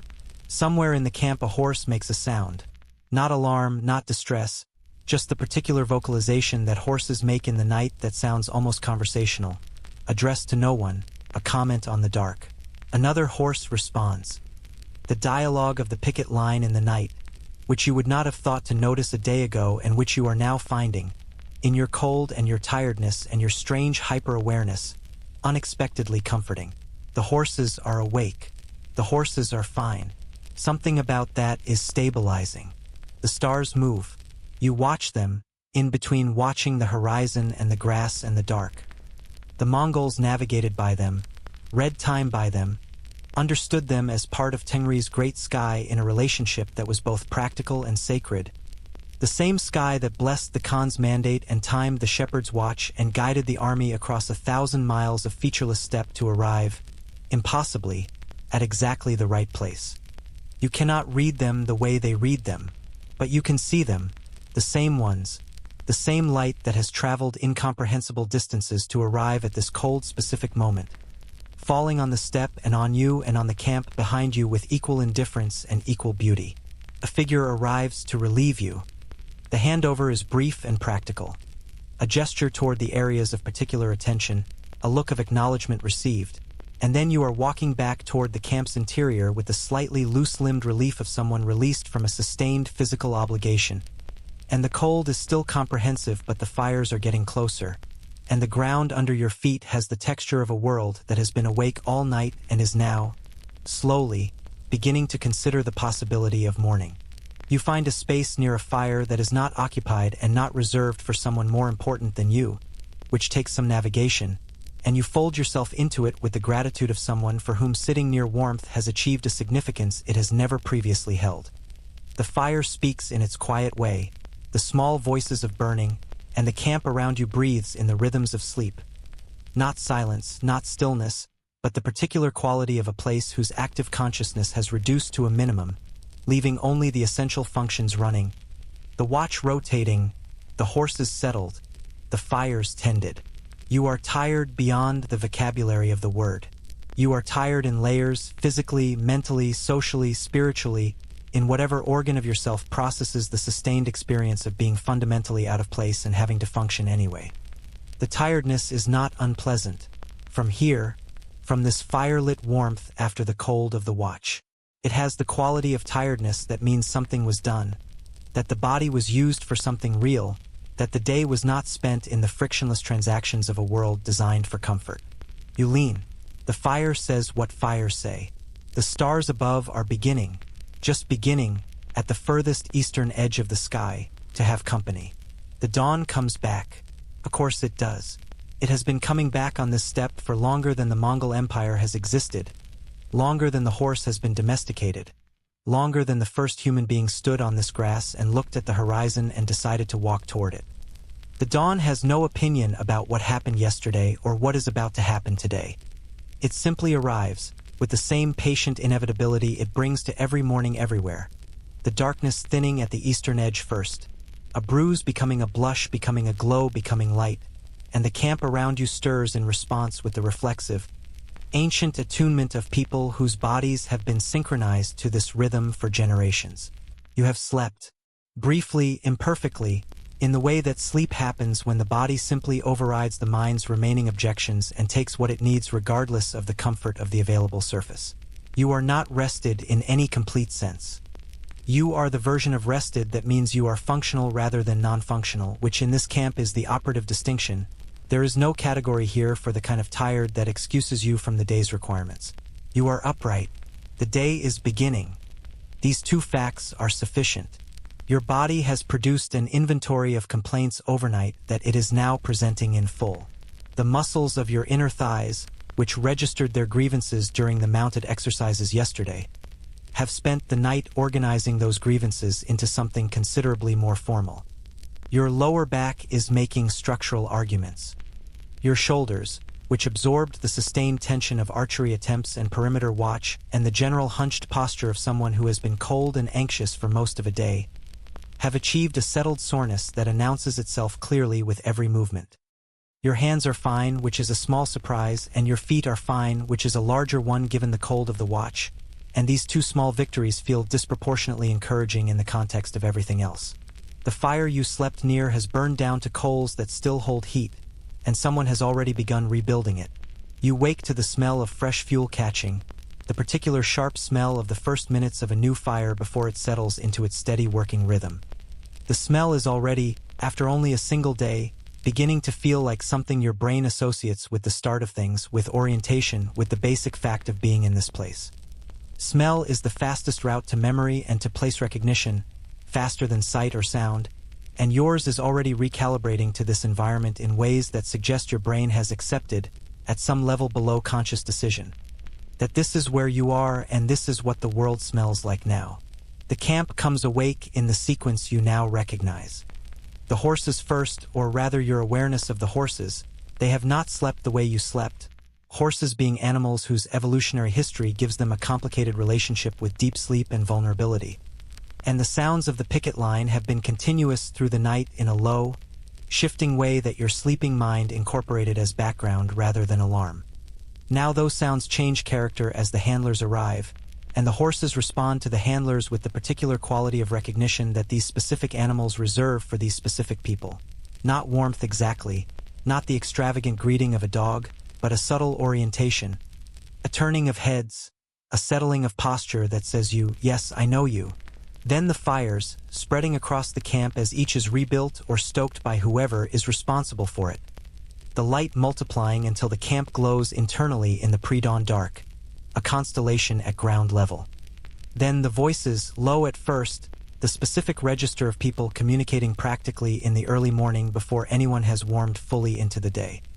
Then the movement, spreading from the fires outward as people take up the thread of the day and carry it forward from where it was left last night. The endless continuous work of keeping this mobile city operational. You survived the night. This is worth stating plainly because it was not, when you arrived yesterday morning in the pre-dawn cold with no preparation and no framework and no applicable skills, a guaranteed outcome. You were soft in a hard place. You were ignorant in a knowledgeable place. You were singular in a collective place, without the web of obligations and relationships and shared history that gives everyone else in this camp their structural position, their safety net, their reason to be here and their people to be here with. And yet here you are, upright, functional, with your full complement of fingers, breathing the cold morning air of the steppe with the particular quality of breath that means you are alive and intend to continue being so. The mainstream historical record, when it attempts to synthesize what made the Mongol military civilization so extraordinarily effective, tends to focus on the tactical innovations, the feigned retreat, the decimal organization, the use of intelligence and psychological warfare, the composite bow, the coordinated cavalry maneuver. These things are real and they matter. But what a day in this camp teaches you, from the inside, at the level of lived experience rather than historical analysis, is that the foundation beneath all of those tactical innovations was something more basic and more difficult to engineer. It was a culture of total preparation. Not preparation as a phase that precedes action, but preparation as a permanent state of being, woven so completely into the daily texture of life that the line between living and training and fighting was not a line at all. It was a continuum. The child you saw yesterday morning, running past you with the confidence of someone who has a job and knows it, that child is the foundation. The horsemanship that begins before walking. The archery that begins before school. The cold that is not an obstacle to be managed but a condition to be inhabited. The food that is not a pleasure to be anticipated but fuel to be efficiently processed. The social structure that is not a background feature of life but its entire operating architecture. All of it together produces a person who arrives at military age already possessing the physical conditioning, the practical skills, the psychological framework, and the cultural identity that most armies spend years trying to install from the outside in. The Mongol army was so effective partly because it wasn't, in the fullest sense, an army, it was a people, and the people were the army, and the army was the people. And the distinction that other civilizations maintained between soldier and civilian was a distinction that the steppe lifestyle had never had occasion to create. Historians still argue whether this total society militarization was a conscious strategy on the part of Genghis Khan and his predecessors, or whether it was simply the logical expression of a pastoral nomadic lifestyle in which survival already demanded the skills that warfare required: horsemanship, archery, endurance, geographic navigation, group coordination, tolerance for privation. The debate is probably another irresolvable one, because the chicken and the egg are so thoroughly merged in this case that pulling them apart is more of a philosophical exercise than a historical one. What you know, from having spent a day being the thing that the system was not designed for, is that the system worked. It worked at a depth and a consistency that no externally imposed training program could replicate, because it was not imposed at all. Simply was. You eat the morning's provisions with considerably less internal protest than yesterday's. The thin broth is still thin. The curate is still a geological experience. The arag is still making promises that its flavor profile does not keep.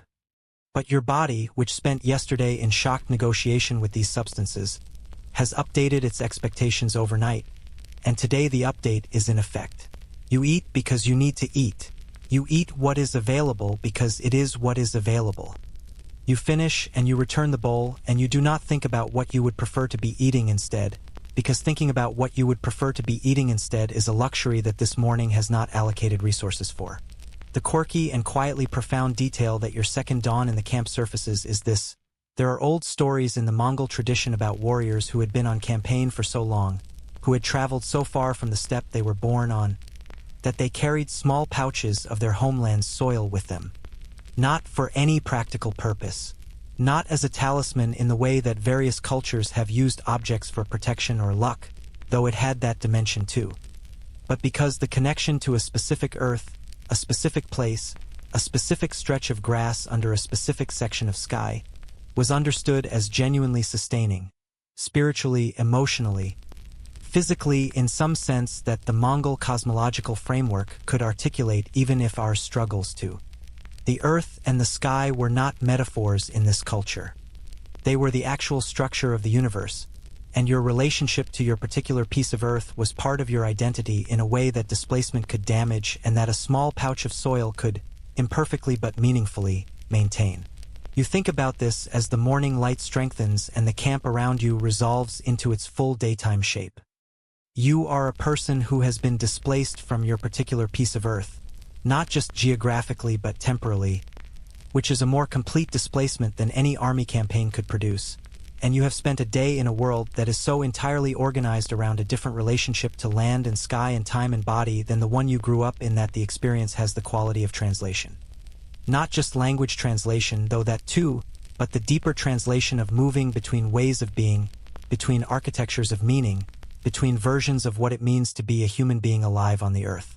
You are not, when you take honest stock of yourself this morning, the same configuration of assumptions and reflexes and unexamined certainties that arrived here yesterday. Something has shifted, small, imprecise, not the dramatic transformation of a conversion narrative, but a genuine shift. You have been in the presence of something that worked, that was coherent, that had internal logic all the way down, and the experience of being the element that didn't fit has taught you things about both the system and yourself that the outside view never could have. You know what it felt like to sit on a Mongolian horse and for 30 seconds, briefly, feel what it might feel like to ride one. You know what it felt like to draw a bow that was not designed for you and to understand, through the resistance of it, the years of physical development that the design assumed. You know what it felt like to stand on the perimeter in the dark and watch the steppe with the specific quality of attention that the watch required, and to feel the cold and the vastness and the stars with a completeness that your usual life doesn't allow. The camp is moving into its day. Drills will begin again shortly. You can feel the energy organizing in that direction, the particular purposeful quality settling into the movement of people and horses. The administrative functions are already underway. Somewhere the shaman is attending to whatever the morning requires of the spirit world's maintenance. The horses are being prepared. The fires are at their working temperature. The bortz is reconstituting in hot water somewhere, earning its keep. And you, the soft and the uncertain, the wrong-handed and the threshold violating, the rider of cargo and the drawer of impossible bows, you are standing in the middle of it all, and you have made it through one full rotation of the sun in one of the most demanding human environments the medieval world produced, and you are still here, still breathing, still in possession of all the things you arrived with, minus some assumptions and a certain amount of comfortable certainty about what competence looks like. This is not nothing. In a camp where 8-year-olds outperform you at almost everything, where the horses are smarter than your riding deserves, where the food is fuel and the sky is a clock and the law is invisible and the spirits are real, surviving a day without catastrophe is, for you, a genuine achievement. You will not be telling stories about your martial prowess. You will not be celebrated at the victory feast. You will not have your name added to any list of notable warriors, or noted in any administrative record as having contributed materially to the operational effectiveness of the Tumen. But you are here, and the sun is up, and the steppe stretches out around you in every direction with that vast, unsentimental beauty that doesn't care whether you appreciate it or not. And you find that you do. You find that you appreciate it very much. The second morning is cold. Of course it is. It will always be cold here, in the small hours before the sun has done its work, in the space between the warmth of the fire and the warmth of the day, in the gap between what your body wants and what the steppe provides. But you know where the fire is now. You know which bowl to reach for. You know, approximately, how to move through the space between the jars without violating too many of the invisible rules. You know to step over the threshold, not on it. You know to use the right hand. You know to give the arag a small stir when you pass it because it is a shared project and your contribution, however minor, is part of what makes it what it is. These are small things. They are the smallest possible foothold in the enormous complexity of this world. But they are yours, earned through a day of comprehensive and often embarrassing education, and they are real, and they are a beginning. And now, let the steppes soften around you. Let the morning sounds blur gently at the edges, the horses becoming a low, rhythmic presence rather than a sharp detail, the fires settling into their warmth without demanding your attention, the voices of the camp receding into something that sounds less like a foreign language and more like the murmur of a world going about its business, which is what it has always been. You don't need to understand everything. You don't need to ride correctly or draw the bow or read the stars or navigate the invisible rules without stumbling. You've done enough today. You've done more than enough. The cold that has been pressing against you all day is easing now, or perhaps you're simply easing into it, the way the body eventually makes its peace with the temperature it cannot change. The steppe grasses are moving in the wind very gently, the way they've always moved, the way they'll move long after the empire rises and falls and the names on the maps change and the histories are written and debated and written again. Let your breath slow down. Let it find the pace of the camp's breathing, which is slower now, more settled, the urgency of the active day releasing its hold. The sky above is the blue that Tingri made and the Mongols looked at and understood as something that looked back. A sky with presence, a sky that witnessed, a sky that the people below it were in relationship with rather than simply beneath. You don't need to believe what they believe to feel, just for this moment the quality of that sky. The blue going deep and deeper and the stars still there behind it, patient, waiting for the next dark to bring them back. The fire is warm. The horses are settled. Somewhere in the camp a child is sleeping the deep, complete sleep of a person whose body has been used properly and whose world makes sense. Let that sleep be contagious. Let it move across the camp like the wind moves across the grass. Gently, without forcing anything, touching everything lightly as it passes. You made it through. Against considerable odds and with no preparation and in possession of essentially none of the skills required, you made it through one day in the Mongol war camp, and the second dawn came anyway, the way it always does, and the world is still here, and you are still in it, and that is enough. That is always enough. Let the steppe carry you now.